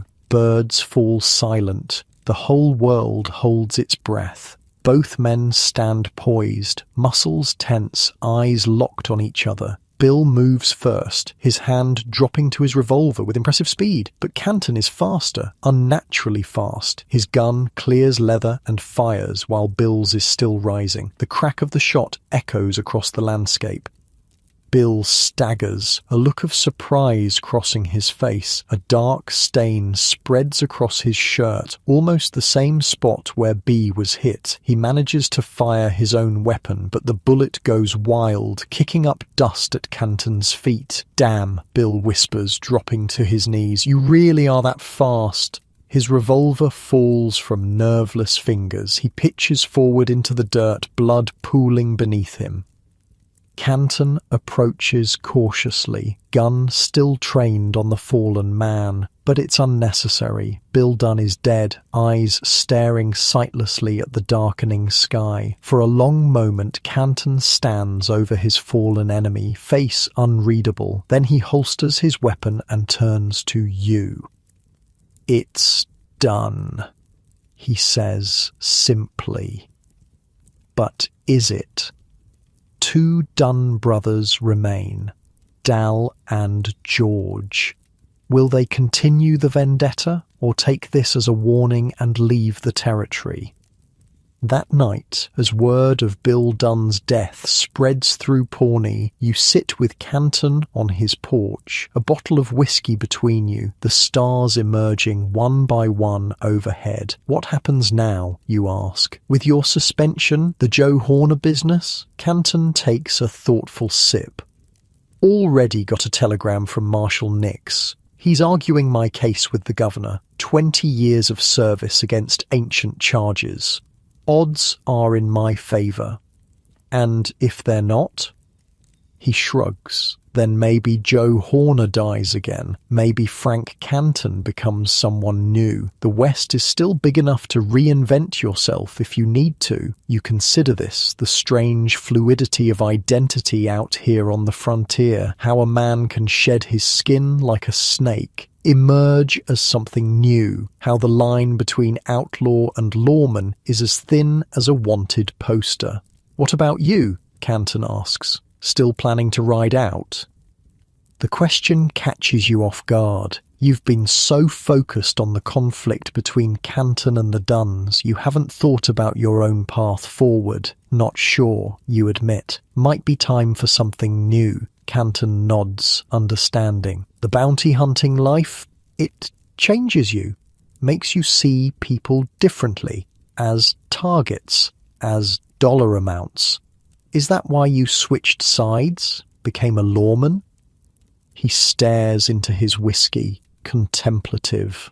Partly, but mostly I just got tired of running, wanted to build something that would last. The irony isn't lost on either of you. Canton built his new life on a foundation of lies, and now those lies threaten to bring everything crashing down. Dal and George left town, you tell him, changing the subject. Saw them riding out just after sundown, heading west, looked like. They're smarter than their brothers, Canton observes, know when to fold a losing hand. But even as he says it, you both know this might not be over. Vendettas have a way of persisting in the West, passed down like twisted inheritances. The surviving Dunns might be biding their time, waiting for Canton to lower his guard. Get some sleep, Canton says finally, rising from his chair. Tomorrow's soon enough to decide what comes next. As you walk back to your cabin through the quiet streets of Pawnee, you feel the weight of choices pressing down. Stay or go. Keep the blood money or leave it behind. Continue this life of hunting humans or find something new. The bounty from Doolin's death would buy a decent ranch somewhere, or passage to Alaska where the gold rushes are drawing thousands, or maybe something else entirely, a normal life, if such a thing exists for someone who's done what you've done. In your cabin, you pry up the loose floorboard and look at the stacks of bills hidden beneath. Blood money, death money, but money all the same. Across town, Frank Canton sits alone on his porch, watching the road for ghosts that might yet appear. Joe Horner's past and Frank Canton's present twined together like a hangman's rope. And somewhere in the vast darkness beyond Pawnee, Dal and George Dunn ride west, carrying memories of dead brothers and plans for vengeance that may or may not come to fruition. The Wild West is changing, the frontier closing, the days of outlaws and bounty hunters numbered. But for now, in this moment, the old ways still hold. Men still die for honor, for money, for vengeance, and the line between hunter and hunted remains as blurred as ever. The morning after Bill Dunn's death dawns with unexpected rain. Fat droplets fall from a pewter sky, turning Pawnee's dirt streets to mud, washing away the blood outside Canton's cabin. You stand on your porch watching townspeople hurry between buildings, heads down against the weather, whispering about yesterday's shooting. 2 Dunn brothers dead in less than a week, both by Frank Canton's hand. The undertaker is doing good business these days. You've made your decision during the long, sleepless night. The bounty money stays hidden under the floorboards of your cabin, a gift to whoever finds it years from now. You're riding out today, rain or no rain. This chapter of your life is finished. A rider approaches through the rain, hunched in a slicker that can't quite keep out the downpour. Marshal Everett Nix himself, come all the way from Guthrie. His face is grim as he dismounts outside the sheriff's office. Whatever news he brings, it isn't good. Curious, you follow at a distance. Inside, you find Canton already seated across from Nix's temporary desk. The marshal hasn't bothered to remove his wet coat, suggesting this meeting won't be long. "Frank?" Nix nods in greeting as you enter. "Or should I call you Joe?" Canton's face remains impassive. "Frank will do." "You've put me in one hell of a spot," Nix continues. "2 Duns dead, both shot by you, one wearing a deputy marshal's badge." "B drew first," Canton says flatly, "and Bill came hunting me, both clean kills." "I don't doubt it," Nix sighs, pulling off his wet hat. "But perception matters, especially with your history coming to light." You lean against the wall, silent but attentive. This is the moment when Canton's fate will be decided, when 20 years of lawman work gets measured against a youthful crime spree in Texas. "The governor's reviewed your case," Nix says finally. "Given your service record and the circumstances of the Duns' deaths, he's inclined to be lenient." Canton doesn't react, but you see the tension in his shoulders ease slightly. "But," Nix holds up a finger, "he can't have an acknowledged outlaw serving as a territorial lawman. Too much ammunition for his political enemies." "I understand," Canton says quietly. "I'll resign." Already handled that part, Nix slides a paper across the desk. "Effective immediately. You're a civilian again, Frank." Canton stares at his resignation letter for a long moment before tucking it into his coat. "And the Texas warrant?" "Or still in effect, technically," Nix grimaces, "but I've had words with the Texas authorities. They're not particularly interested in pursuing a 20-year-old bank robbery case, not worth the extradition hassle. As long as you maintain a low profile, they'll let sleeping dogs lie." It's not a pardon, but it's freedom of a sort. Canton can live as a private citizen without constantly looking over his shoulder. It's more than most outlaws get.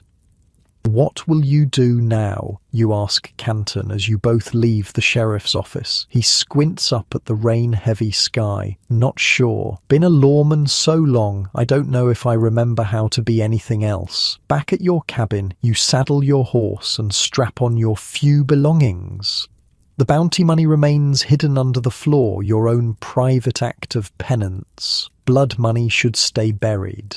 A knock at your door reveals Canton, still damp from the rain. "Heard you're riding out," he says. You nod. "Nothing left for me here." "Where you headed?" "North, maybe. Hear there's gold in Alaska." Canton's eyes light up with unexpected interest. "Alaska, huh? Been thinking about that myself." "You'd leave Oklahoma?" you ask, surprised. Despite everything, Canton seemed rooted here. He shrugs.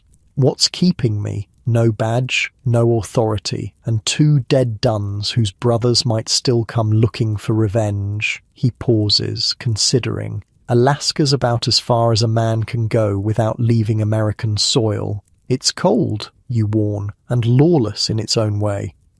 "Cold, I can handle. And lawless." Canton's smile is wry. "I've got experience with that from both sides." You hadn't planned on travelling with company, especially not Frank Canton, but there's something appealing about having a former lawman along for the journey north, especially one as handy with a gun as Canton. "I'm leaving today," you say. "Rain or no rain?" "Give me an hour to pack," Canton replies. "One last piece of business to settle first." As Canton walks away, you wonder what final loose end needs tying up. Then you remember the surviving Dunn brothers, Dal and George, were last seen riding west. But are they really gone? An hour later, you're mounted up and ready when Canton rides up on his tall bay gelding. He's travelling light, got one pack horse with supplies, his weapons, and whatever personal items he values enough to bring along.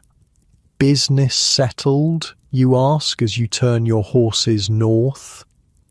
As much as it can be, he answers cryptically. The rain has settled into a steady drizzle as you ride out of Pawnee. A few townspeople watch you go, but most stay inside, out of the weather. No one seems particularly sorry to see either of you leave. Too much death has followed in your wake. 3 days north, camped beside a small creek, Canton finally explains his business back in Pawnee.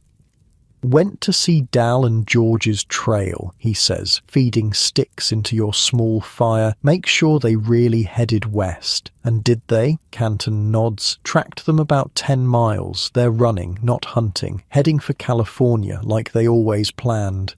You think they'll let it go? Their brothers' deaths? The fire pops and crackles, sending sparks into the night sky. Canton stares into the flames, considering.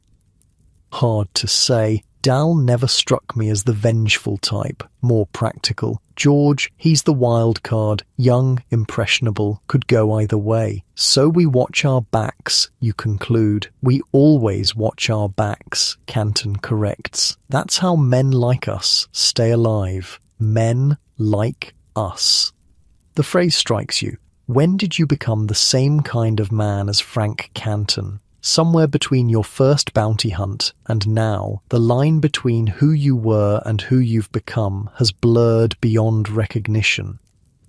As you journey north, the landscape changes. Oklahoma's relatively flat terrain gives way to the rolling hills of Kansas, then the plains of Nebraska. You stick to less traveled routes, avoiding major settlements where Canton might be recognized. Not that anyone's actively hunting the former undersheriff, but old habits die hard.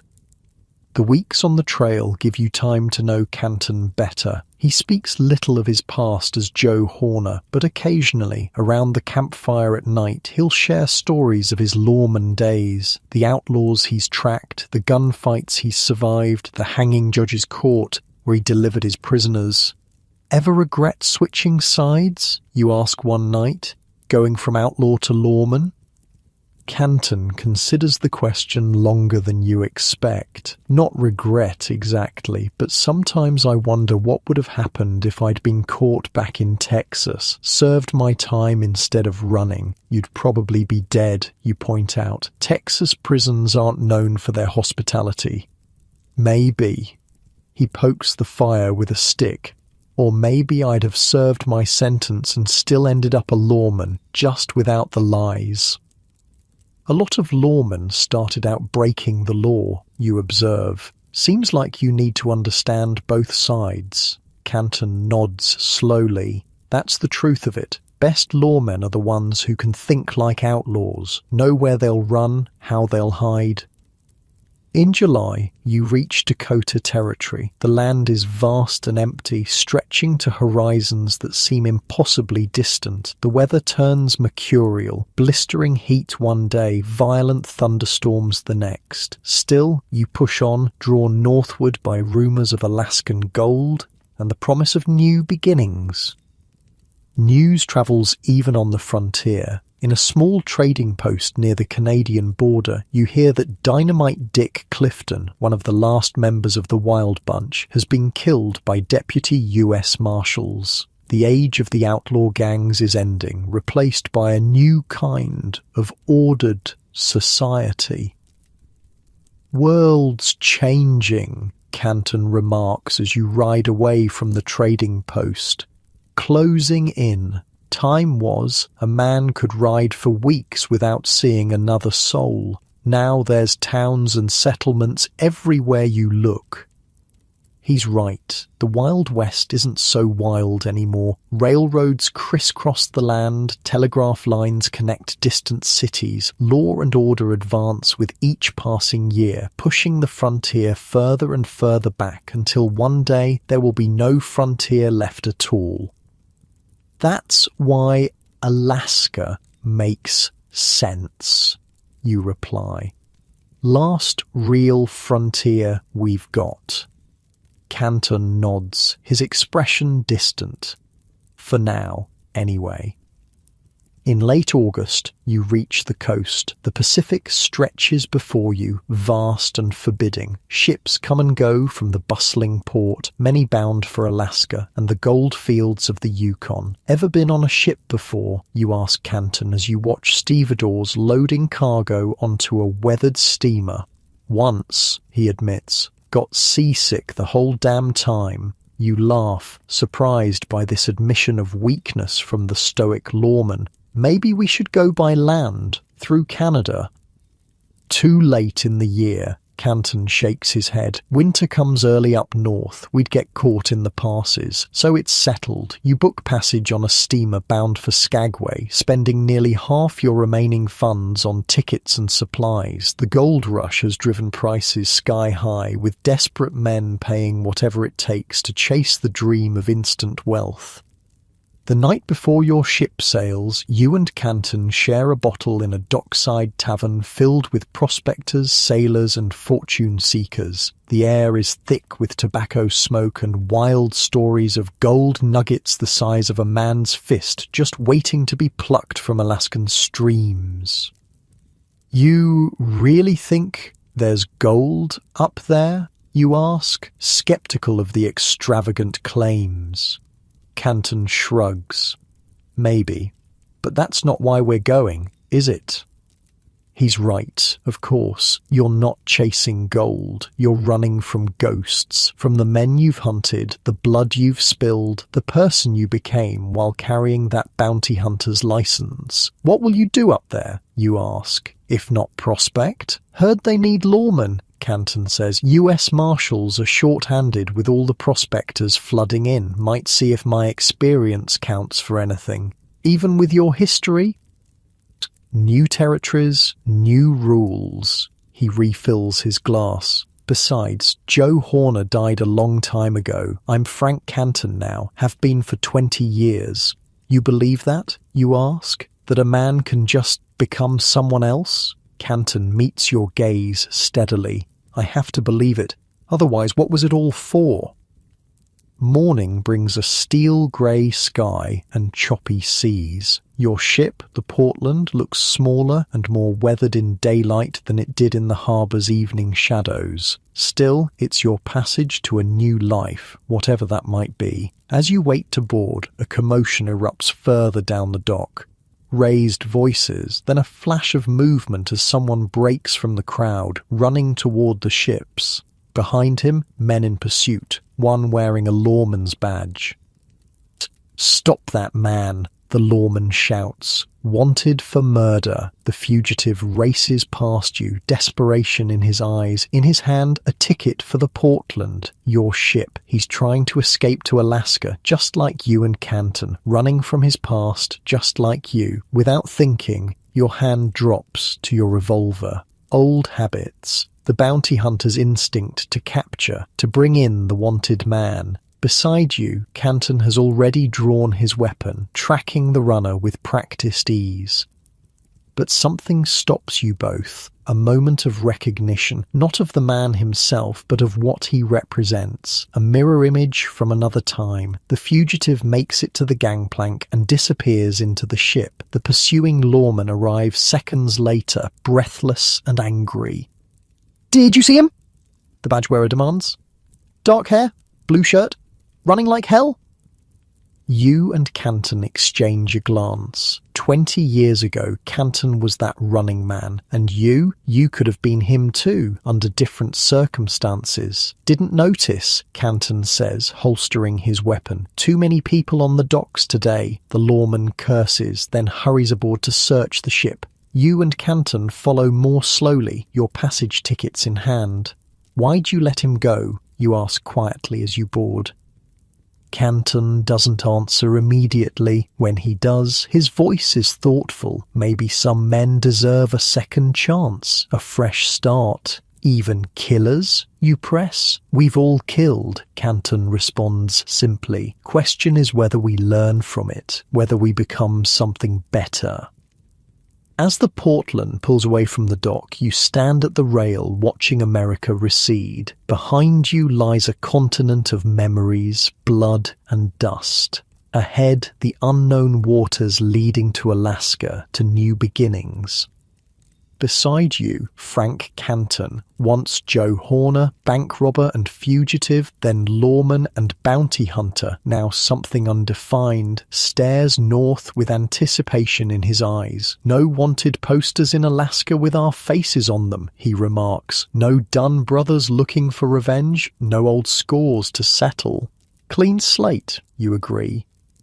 But as the shoreline disappears into the mist, you wonder if any slate is ever truly clean, if the blood on your hands and the ghosts in your dreams will fade with distance and time, or if, like Canton, you'll spend the rest of your life balancing who you were against who you're trying to become.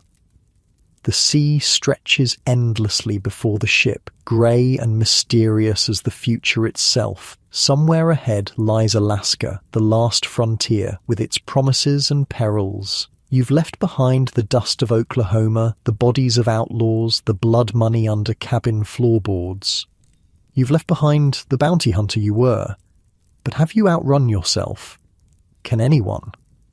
As the Portland pitches in the growing swells, Canton grips the rail, his face already tinged with green. Damn sea, he mutters. Remind me why we didn't take the land route. You laugh, finding unexpected humour in seeing the legendary lawman laid low by simple waves. Because we're in a hurry to become new men. New men, he echoes, managing a grim smile.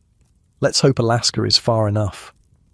The ship sails on, carrying you both toward whatever awaits in the frozen north. Behind you, the age of outlaws and bounty hunters fades like the distant shore, a chapter of American history closing forever.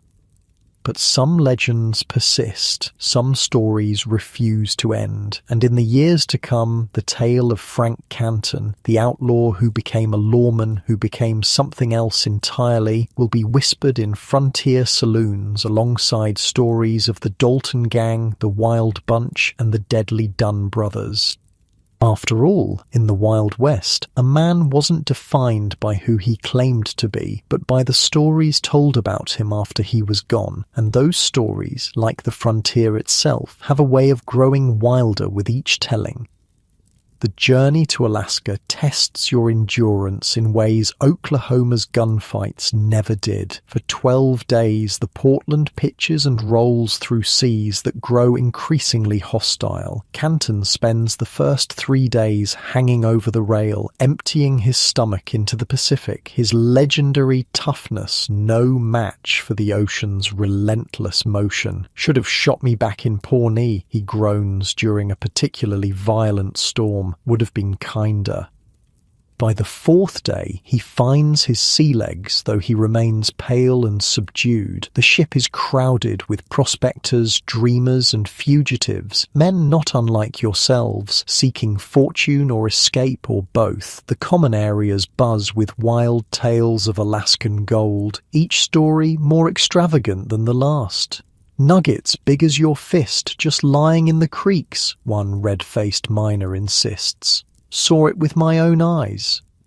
You listen, skeptical but curious. These men believe in something, a chance, however slim, at transformation. Gold fever, they call it, the delirious conviction that the next shovelful of dirt will change everything. You believe any of it? You ask Canton as you share a smoke on deck, watching the northern horizon where the Alaskan coast still lies days away.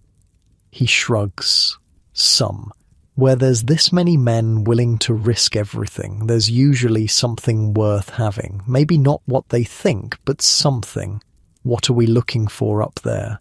The question has been bothering you since you decided to join Canton on this journey. Not gold, I'm guessing. Canton stares at the endless grey waves. Space, he finally says. Room to breathe without looking over my shoulder, without seeing ghosts. You understand that sentiment better than most. The ghosts of Oklahoma, the men you've hunted, the blood spilled in dusty streets and forgotten creek beds, haven't stayed behind. They've boarded the Portland with you, invisible passengers watching from the shadows. The ship rounds a headland, and suddenly Skagway appears, a ramshackle collection of tents and rough wooden buildings clinging to the shore beneath towering mountains. Behind the settlement, a narrow valley stretches away into fog-shrouded peaks, the infamous Chilkoot Pass, gateway to the Yukon goldfields. As the Portland eases into the harbour, you're struck by the chaos on shore. Hundreds, maybe thousands of men swarm the beach and crude docks. Vast piles of supplies and equipment create small mountains amid the human anthill. Dogs bark, men shout, steam whistles shriek. Jesus, Canton mutters beside you. It's worse than Dodge City during cattle season. You disembark into Bedlam. The muddy streets of Skagway teem with prospectors, conmen, merchants and thieves. Prices for everything from beans to blankets have been inflated to absurd levels by demand and distance. A sign outside a crude restaurant advertises eggs for $1 each. A week's wages back in the States. First order of business, Canton says, shouldering his pack, is finding some place to sleep that won't get us robbed or murdered. It takes hours of searching, but you eventually secure a corner in a massive tent that serves as a hotel of sorts. 50 canvas cots crammed together, each renting for the price of a decent room in San Francisco. Privacy is non-existent, security a joke. We'll need something better before winter, you observe, stashing your few belongings under the sagging cot. Temperatures already dropping at night. Canton nods, his experienced eyes surveying the tent's other occupants, a mix of exhausted prospectors, bright-eyed newcomers, and hard-faced men whose purposes in Alaska might not bear close examination. Tomorrow I'll check in with the law here, he says quietly. See what opportunities exist. You sure about that? You ask. After everything in Oklahoma? I'm not looking to pin on another badge, he clarifies. Just want to know where things stand, who's in charge, what kind of operation they're running. You understand his caution. Alaska in 1897 is the edge of American jurisdiction, a place where law exists more as a concept than a reality. Knowing the terrain, legal as well as physical, is essential for survival. The next morning, you explore Skagway while Canton makes his inquiries. The town is barely controlled chaos, a frontier boomtown exploding with the sudden influx of gold seekers. Saloons and gambling halls operate day and night. Merchants hawk outrageously priced supplies to greenhorns who don't know any better. Religious missionaries compete with prostitutes for attention on street corners. Quite a place, a voice observes beside you. You turn to find Canton, looking troubled. Makes the Oklahoma Territory seem civilized by comparison. What did you find out? He guides you away from the main street, speaking low. Law's a joke here. U.S. Marshal has jurisdiction but no manpower. Local peacekeepers are on the take. Real power belongs to a fella named Jefferson Smith. Calls himself Soapy. Runs everything from gambling to protection rackets. Sounds familiar, you remark. Every frontier has its version. Difference is, back in Oklahoma, there were enough legitimate lawmen to keep things balanced. Here, Canton shakes his head. Smith's got this place locked down tight, even controls the mail and telegraph. That evening, you witness Soapy Smith in action. The self-proclaimed King of Skagway holds court in the largest saloon, a tall man with a neat goatee and cold, calculating eyes. His gang of supporters, the Soap Gang, keeps order according to their boss's whims. You watch a prospector beaten bloody for questioning the fairness of a card game, then dragged away when he can no longer stand. No one intervenes. No one even seems surprised. "We should move on," Canton says after witnessing the beating. "Dawson City's further into the interior, but it's got actual law. Canadian Mounties don't mess around. Crossing the pass this late in the year is risky," you point out. "Winter's coming fast." Canton surveys the saloon, his eyes lingering on Soapy Smith. "Staying here might be riskier." The decision is made for you 3 days later. Canton returns to your tent hotel with news that chills you despite the warm September afternoon. "Saw George Dunn on Front Street," he says without preamble. "He's here." The name hits like a physical blow. "You sure?" "It was him. Older. Bearded now. But it was him. He didn't see me." Your mind races. George Dunn, youngest of the brothers, in Skagway. It can't be coincidence. The Dunns had talked about California, not Alaska. "He's hunting us," you conclude. Canton nods grimly. "Has to be. Question is he alone or did Dal come too?" You pack quickly, gathering only essentials. The Chilkoot Pass is already dangerous this late in the season, but staying in Skagway with a vengeful Dun on your trail is certain death. "We leave at dawn," Canton decides. "First boat up Lynn Canal to Dyer, then straight to the trailhead." That night, you sleep fitfully, waking at every sound, hand never far from your revolver. The ghosts you fled in Oklahoma have followed you to Alaska, taking corporeal form. The past, it seems, isn't so easily outrun. Dawn brings fog rolling off the water, shrouding Skagway in ghostly white. Perfect cover for your departure, but also perfect ambush weather. You move cautiously through the sleeping town, alert for any sign of George Dunn. The small steamer to Dyer leaves with the morning tide, carrying a dozen passengers, mostly prospectors headed for the pass with dreams of Yukon gold. You and Canton stand at the stern, watching Skagway disappear into the fog, wondering if George Dunn is watching the boat from shore, realizing his quarry has slipped away. "Think he recognized you?" you ask Canton.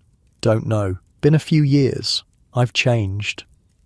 "Not that much," you observe. The former undersheriff still carries himself with unmistakable authority, still watches everyone and everything with lawman's eyes. The journey to Dyer takes barely 2 hours. Unlike Skagway, this settlement is clearly temporary, a launching point for the Funkut rather than a destination itself. Tents far outnumber permanent structures. The beach is littered with mountains of supplies as prospectors sort and repack their goods for the grueling climb ahead.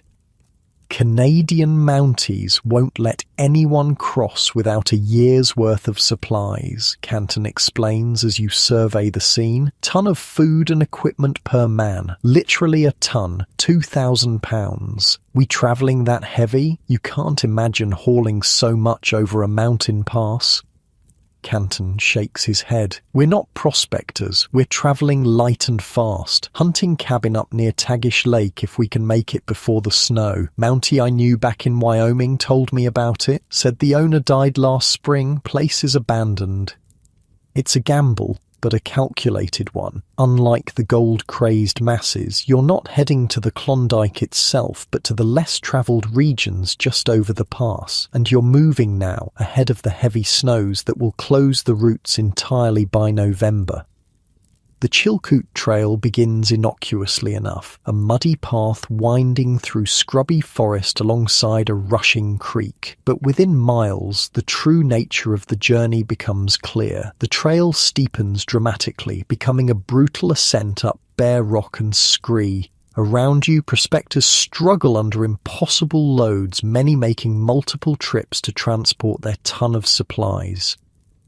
You and Canton push forward, carrying only what you need to survive. Food, ammunition, basic tools. The weather holds for 3 days, allowing steady progress. On the 4th morning, you reach the summit, the literal border between American and Canadian territory, marked by a tattered flag and a small detachment of Mounties checking paperwork and supplies. "Purpose in Canada?" a red-coated officer asks, studying your minimal packs with suspicion. "Hunting and trapping," Canton answers smoothly. "Got a cabin near Tagish." The Mountie frowns. "Most men are heading to the gold fields." "Most men are fools," Canton replies, with just enough humour to avoid offence. "After a brief inspection of your supplies, deemed barely adequate by the Mountie standards, you're allowed to pass." The Canadian side of the Chilkoot descends toward a chain of lakes, Lindeman, Bennett, Tagish, that form the headwaters of the Yukon River. The weather turns as you begin the descent. Snow flurries dance around you, driven by an Arctic wind that cuts through clothing like a knife. The temperature plummets as afternoon fades toward evening. "Need shelter," Canton shouts over the rising gale. "Storm's coming fast." You take refuge in a crude shelter built by previous travellers, little more than a three-sided lean-to of logs and branches, but enough to block the worst of the wind. As darkness falls, the snow intensifies, blanketing the world in white silence. "If George Dunn is following, this'll slow him down too," you observe, feeding small branches into your meagre fire. Canton nods, his face grim in the flickering light. "Unless he was already on the trail ahead of us." The possibility hangs between you like the smoke from your fire. If Dunn somehow anticipated your escape route, he could be waiting ahead, perhaps at the very cabin you're aiming for. "We'll take turns watching tonight," you decide, checking your revolver by feel. The familiar weight is reassuring in this alien landscape of snow and darkness. Morning brings clearing skies and a transformed world. Everything, trees, rocks, the trail itself, lies buried under 6 inches of fresh snow. Beautiful but treacherous. The descent becomes a slow, slippery ordeal, each step carrying the risk of a twisted ankle or worse. It takes 3 more days to reach Lake Bennett, where a small settlement has sprung up around a sawmill. Here, prospectors who've conquered the Chilkoot pause to build boats for the final leg of their journey to the Klondike. The lakefront buzzes with activity despite the late season. Men working frantically to finish their vessels before ice closes the water route. You and Canton rest here for a day, gathering information and supplies. The cabin you're seeking lies 2 days' journey east of the main route, accessible by a trapper's trail that branches off near the northern end of Tagish Lake. Not many heading that way, a grizzled boat builder tells you when asked about the trail. Nothing there but wilderness, no gold. That's what we're counting on, Canton replies. You leave Bennett the next morning, following the eastern shore of the lake. The established trail is well travelled enough to be clear despite the recent snow. Other travellers, mostly late-season prospectors rushing to beat winter, pass you heading north. None show any particular interest in you and Canton, for which you're grateful. 2 days later, you reach the junction where your path diverges from the main trail. The trapper's route is barely visible, a faint depression through the forest, already filling with fresh snow from flurries that come and go throughout the day. Not much traffic this way, you observe, studying the unmarked snow. Good, Canton says. Less chance of running into Dunn by accident. You make camp early, gathering extra firewood for what promises to be a cold night. The temperature has been dropping steadily as October advances. Ice already forms along the lake edges each night, melting reluctantly under the brief daylight. How much further to the cabin, you ask, as you share coffee and jerky beside the fire. Day and a half, if the directions are good, Canton replies, studying a crude map drawn for him by the Wyoming Mountie. Should reach Tagish Lake by midday tomorrow, then follow the shore east to a creek. Cabins upstream about 2 miles. Sleep comes quickly after the long day's trek, but sometime in the darkest hours, you jerk awake, heart racing. Something pulled you from sleep, a sound. A sense of wrongness. Beside you, Canton is already alert, rifle in hand. What is it? You whisper. He shakes his head, listening intently. For long minutes, nothing disturbs the night except the soft sigh of wind through pine branches. Then, faintly, the snap of a twig breaking under weight. Something or someone is moving in the forest nearby. Canton touches your arm, points to the right, then to himself, then left. The message is clear. Circle in opposite directions. Flank whatever's out there. You nod, drawing your revolver as you slip into the darkness beyond the dying fire's glow.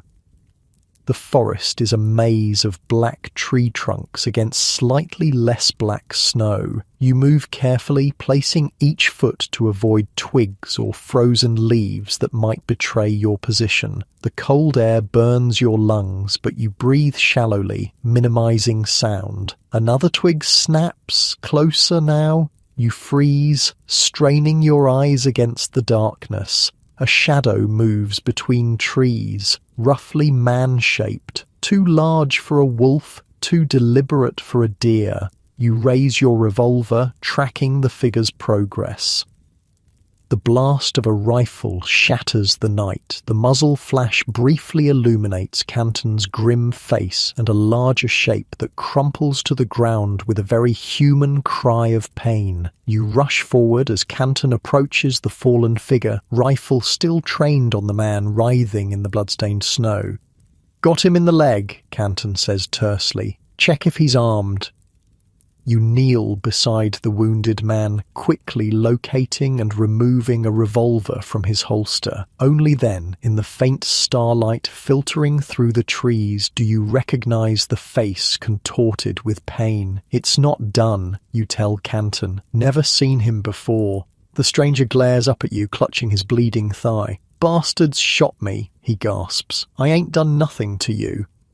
"You were sneaking around our camp in the middle of the night," Canton observes coldly. "Not the behavior of an innocent man. Was just looking for food," the man insists. "Been lost 3 days, separated from my partners on the trail." His clothes support the story, tattered, filthy, showing signs of hard travel and exposure. Still, caution keeps your guard up. The Yukon Trail is full of desperate men, and desperation breeds both lies and violence.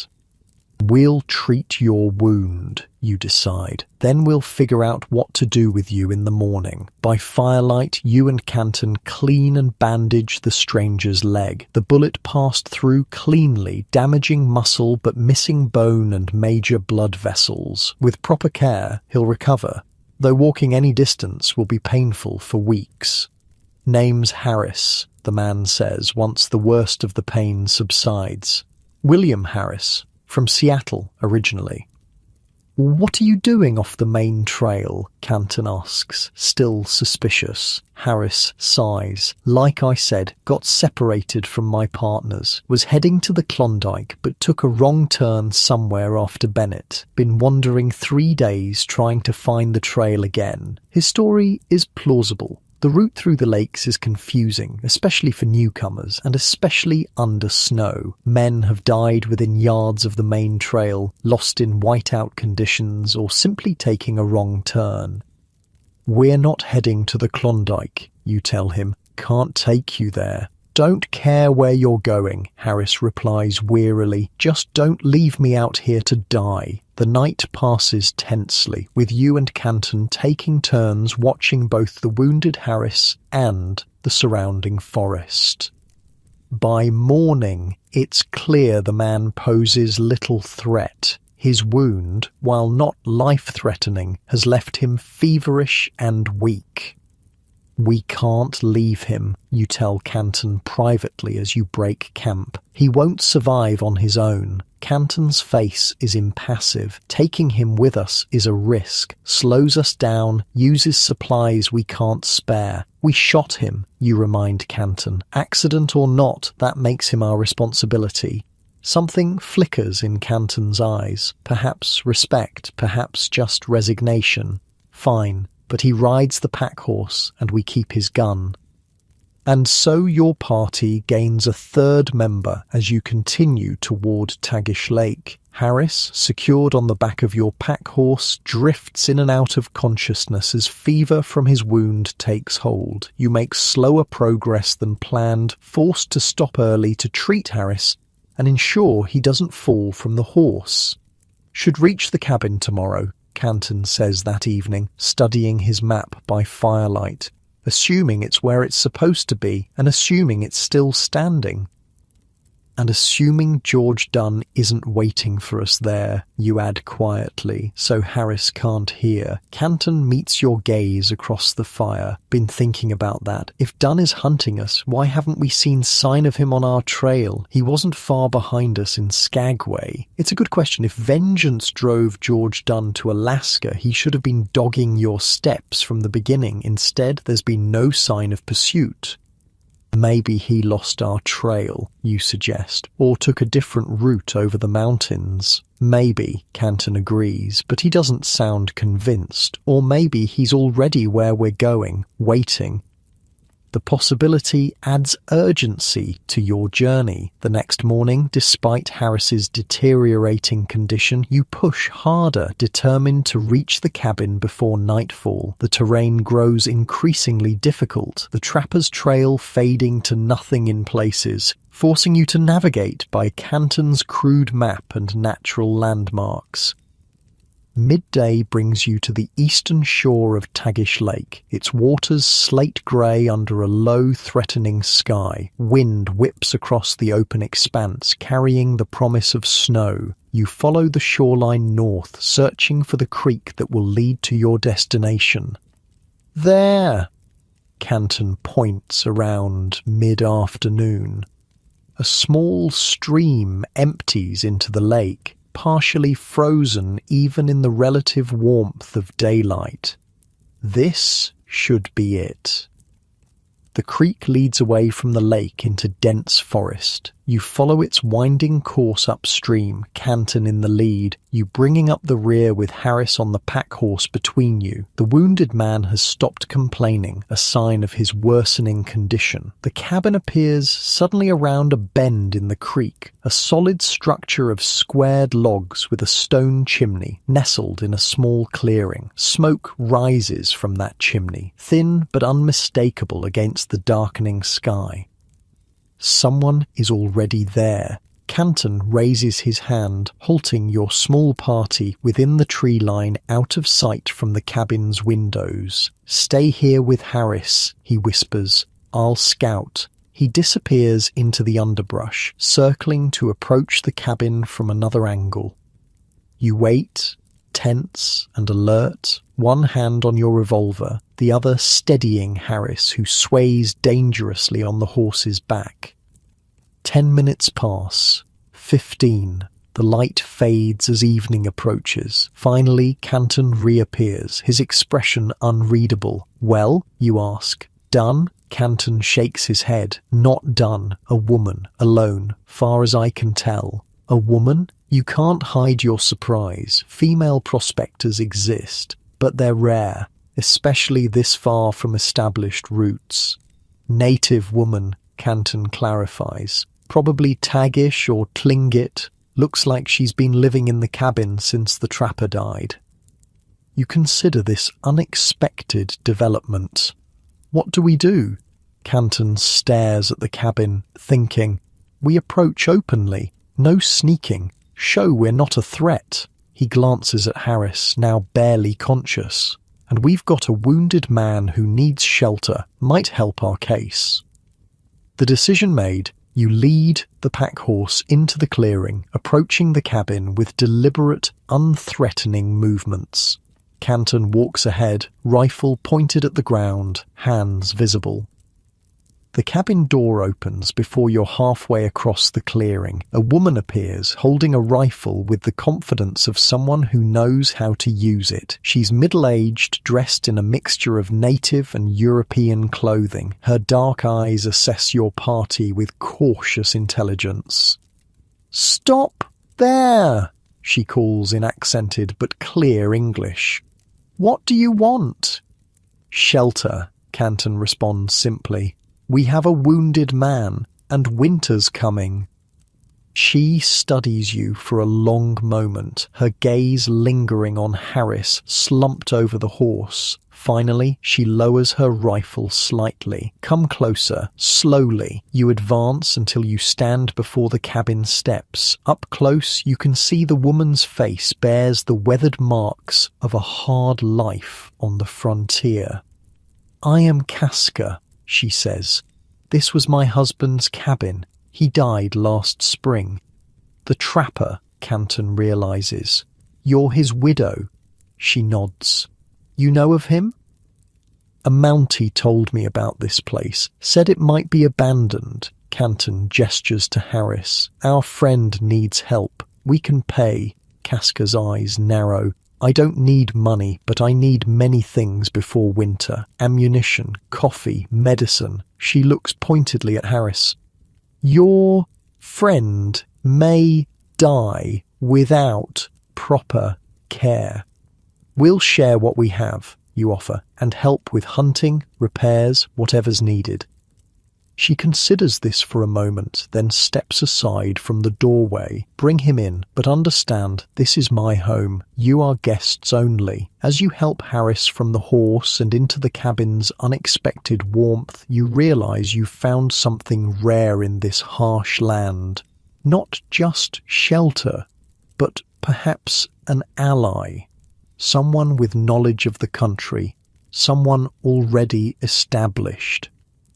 Someone who might help you and Canton truly disappear from the ghosts of Oklahoma, including George Dunn, wherever he might be. The cabin's interior is simple but well kept. A stone fireplace dominates one wall, its crackling flames pushing back the gathering evening chill. Furs and woven mats cover the packed earth floor. Dried herbs and meat hang from the ceiling beams. It smells of wood smoke, pine, and unfamiliar cooking spices. "Put him there," Casca directs, pointing to a pallet near the fire. "I will look at his wound." As you settle Harris onto the pallet, Canton brings in your minimal supplies. Outside, the first flakes of new snow begin to fall, driven by a wind that moans through the surrounding pines like a living thing. You've reached shelter just in time. Winter has arrived in earnest, sealing you into this unexpected sanctuary with a wounded stranger and a widow who regards you with cautious tolerance. And somewhere out there, perhaps, George Dunn still searches for the men who killed his brothers, but for now at least, you're safe. The ghosts can't follow through the blizzard that's building outside. At least that's what you tell yourself as darkness falls over the Yukon wilderness. Winter descends on the Yukon with brutal finality. For 3 days after your arrival at Casca's cabin, snow falls continuously, piling in drifts taller than a man. The temperature plummets until spit freezes before it hits the ground. The creek beside the cabin vanishes beneath ice thick enough to walk on. The world contracts to the cabin's 4 walls, the glow of the fire, and the small routines that fill each day.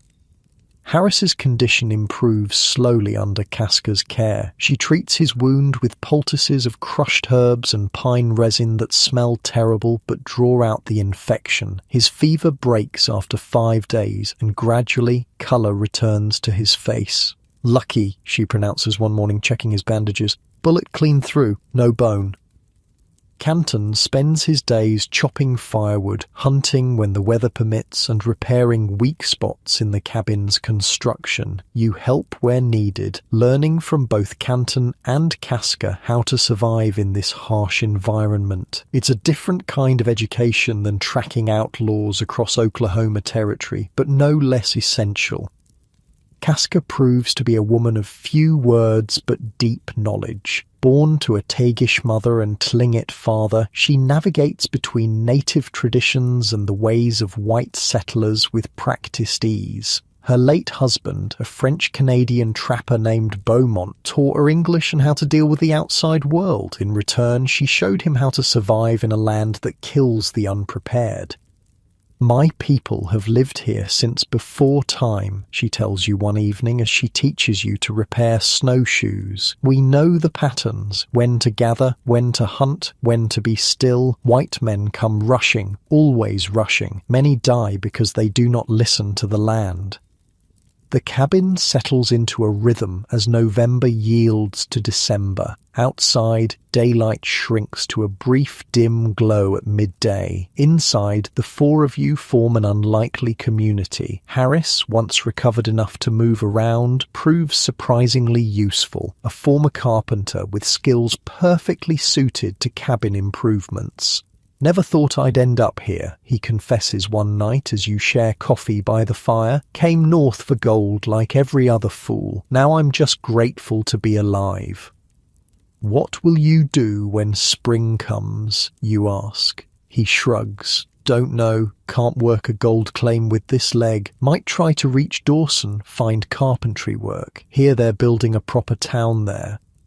Canton rarely speaks of the future. He throws himself into learning everything Casca can teach, tracking in snow, reading weather from cloud patterns, preserving meat to last the winter. When not working, he sits by the fire carving intricate figures from wood with surprising artistry.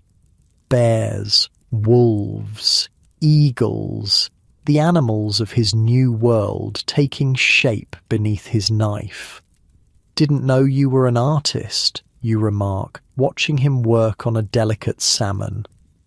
"Neither did I," he responds with a slight smile. "Never had time for it before. Christmas comes and goes, marked only by a special meal of moose meat and dried berries that Casca prepares. The new year arrives during a blizzard so fierce that stepping outside means certain death. You celebrate by staying alive, gathered around the fire, listening to the wind howl like hungry wolves beyond the walls. January brings the deep cold, temperatures that freeze unprotected flesh in minutes. The simple act of gathering firewood becomes a dangerous expedition requiring careful preparation. Inside the cabin, frost forms in corners despite the constant fire. At night, everyone sleeps close to the hearth, wrapped in layers of furs and blankets. It's during one such night in late January that the quiet is broken by an unexpected sound, the distant howl of sled dogs. You wake instantly, hand reaching for the revolver you keep nearby even now. Across the cabin, Canton is already up, rifle in hand, peering through the single window's frost-rimed glass. "Someone's coming," he says unnecessarily. "Dog team, single sled from what I can make out." Casca joins him at the window. "Might be mail carrier. They come through sometimes, even in winter." "Or might be someone else," Canton says, his meaning clear. George Dunn remains an unspoken concern, a shadow at the edges of your new life. The sled appears at the edge of the clearing just as grey dawn breaks. A single figure drives a team of 6 dogs, moving with the practiced skill of someone who knows the country. Not a desperate man on a vengeance mission, but a professional traveller.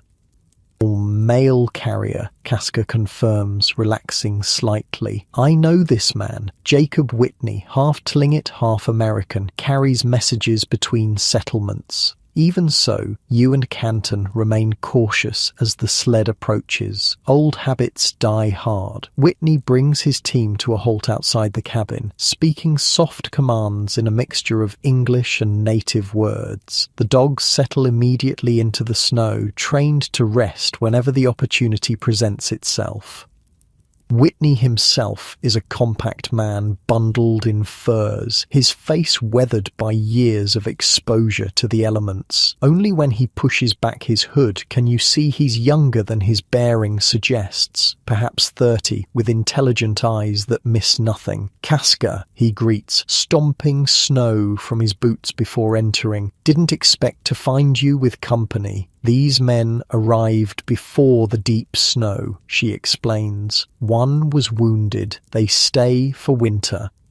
Whitney nods, accepting this with the frontier's pragmatic attitude toward unusual situations. He carries a small pouch of mail, mostly official communications between settlements, but occasionally personal letters that find their way along the wilderness routes through sheer determination. "Nothing for you," he tells Casca, "but I bring news, and coffee if you have some to spare." Over steaming cups, Whitney shares what information he carries from the outside world. The gold rush continues despite winter's grip, with thousands still pouring into Dawson City and the Klondike. Skagway remains under Soapy Smith's control, though rumors suggest federal authorities may finally intervene.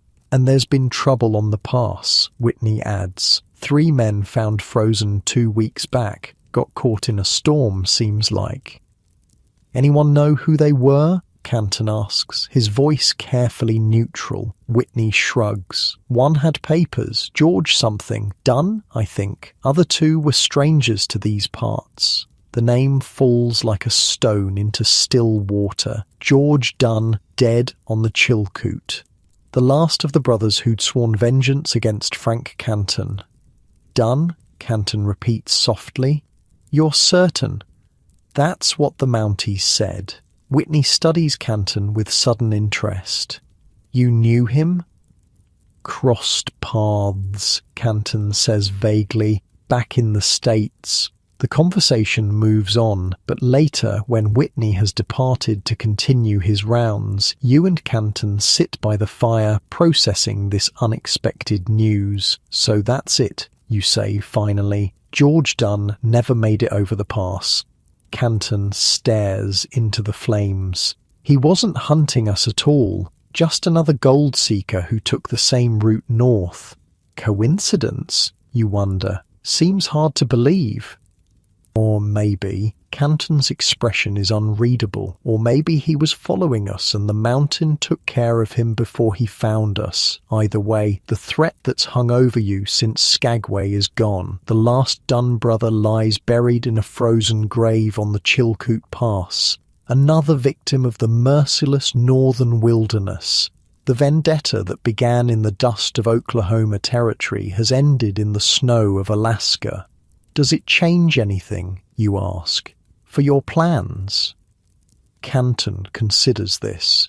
"Don't know that I had plans beyond survival, getting through winter. After that," he shrugs. "The world's different up here, simpler in some ways, harder in others.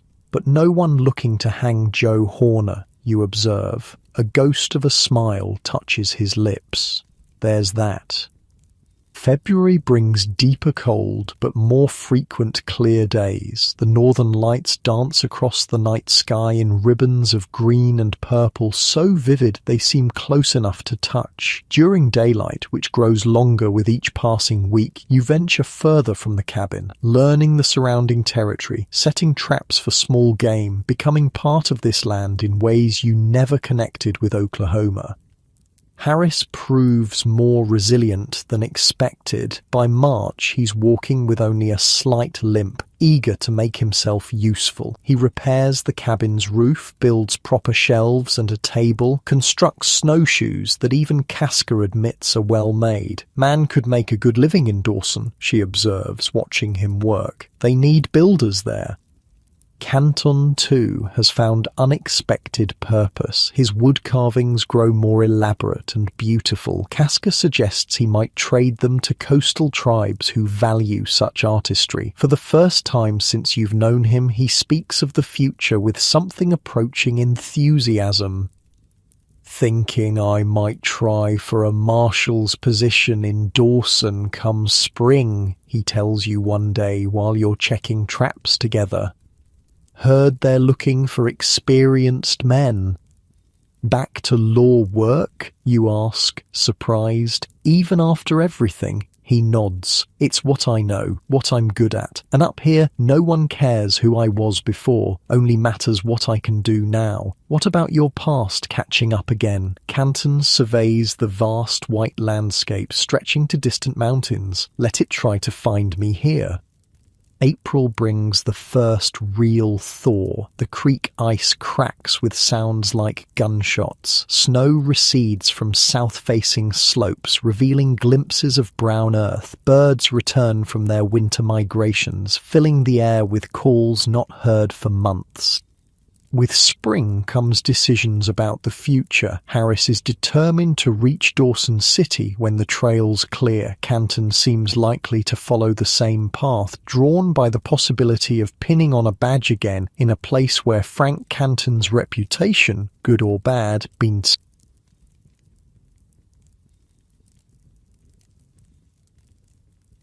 "What about you?" Canton asks one evening as plans take shape. "Got a direction in mind?"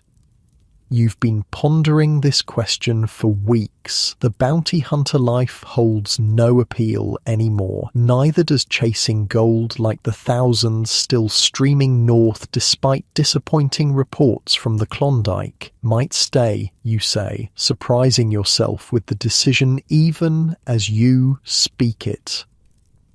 Help Casca with the trapping. Learn the country better. Canton nods, accepting this without judgment. Good land here, far from crowds, far from troubles. Casca, overhearing, gives you a measuring look. Trapping is hard work, lonely work, not for men who need excitement. Had enough excitement, you tell her, looking for something quieter. She seems satisfied with this answer. Later, she shows you how to repair a damaged trap with materials at hand. Another small piece of knowledge passed from someone who truly understands this unforgiving land. May brings genuine warmth and the final preparations for departure. The trail to Lake Bennett is clear enough for travel, and from there, Harris and Canton can catch transport to Dawson City. You help them pack, provision, plan their route using knowledge gained over the winter.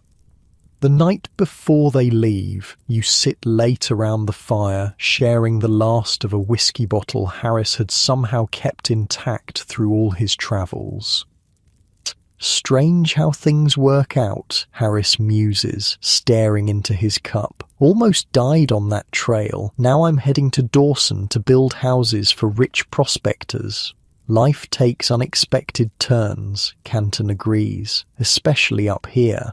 What about you? You ask him. Still set on marshal work? He nods. Already exchanged letters with the chief constable in Dawson. They're interested in my experience. A faint smile touches his lips. Didn't mention which side of the law that experience came from. Joe Horner stays buried, you observe. Joe Horner died in Texas, Canton corrects. Long before Alaska, the man heading to Dawson is just Frank Canton, nobody special. But there's something in his tone that suggests he doesn't quite believe this himself. Canton may have outrun his past, but he carries it within him, shaped by it in ways that can never be fully escaped, just as you carry the memory of every man you hunted, every bounty collected, every life altered or ended by your actions in Oklahoma. Morning comes clear and cool. Harris and Canton make final preparations for the journey to Bennett and beyond. You help load the sled Casca has traded for, harnessing the two dogs that will help pull their supplies. Should reach Bennett by nightfall if you push hard, you advise, checking the bindings one last time. We'll make it, Canton assures you. He seems lighter somehow, unburdened by the weight of secrets and vendettas that dogged him in the South. The moment of parting comes without ceremony. Harris shakes your hand firmly, genuine gratitude in his eyes. Wouldn't be alive without you, he says simply. Despite you shooting me first, you laugh, acknowledging the strange path that brought you all together. Build something that lasts in Dawson. Count on it, he promises. Canton's farewell is more reserved, befitting the complex history between you. You've been enemies, allies, reluctant partners, and finally something approaching friends. Take care of yourself, he says, offering his hand. This country doesn't forgive mistakes.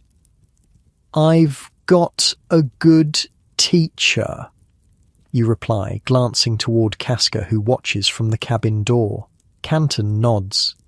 Better than most. He hesitates, then adds, if you ever make it to Dawson, I'll find the marshal's office. You complete the thought. With final waves they depart, following the creek down toward Tagish Lake. You watch until they disappear among the trees, 2 more men seeking reinvention in the vastness of the north. Beside you, Casca stands in comfortable silence. Finally, she says, they will be fine. Your friend Canton, he understands what matters here. And what's that, you ask? Knowing when to fight and when to bend, she answers. Like the willows in storm, you help her inside to prepare for the day's work. There are traps to check, wood to split, endless tasks that fill frontier life. But now these tasks feel purposeful rather than desperate. Not just survival, but building something that might last.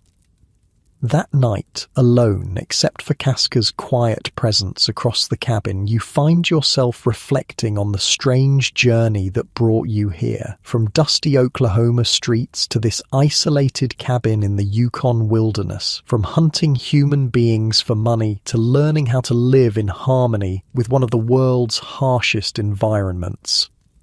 Frank Canton's path continues elsewhere, shaped by choices both deliberate and accidental. The Dunn brothers lie in graves scattered across 2 territories. Their vendetta ended not by justice, but by circumstance. And you, the bounty hunter who walked away, have found an unexpected peace in a place most would consider unbearably challenging. Outside, the northern lights dance across the spring sky, rippling curtains of colour that seem to contain all the mysteries of this vast land. Inside, the fire crackles softly, casting warm shadows that invite contemplation. Your bed of furs and blankets beckons, promising rest after a day of honest work. Perhaps reinvention is possible after all, you think, as drowsiness begins to overtake you. Not by outrunning the past or burying it like Frank Canton tried to do, but by building something new alongside it, accepting what came before while choosing what comes next. As sleep approaches, you recall something Casca said during the depths of winter. The land remembers everything, but judges nothing. It simply is. We can learn from this. The fire settles into embers. Outside, an owl calls once, then falls silent. Your breathing slows, matching the rhythm of the quiet cabin, the peaceful night, the turning earth.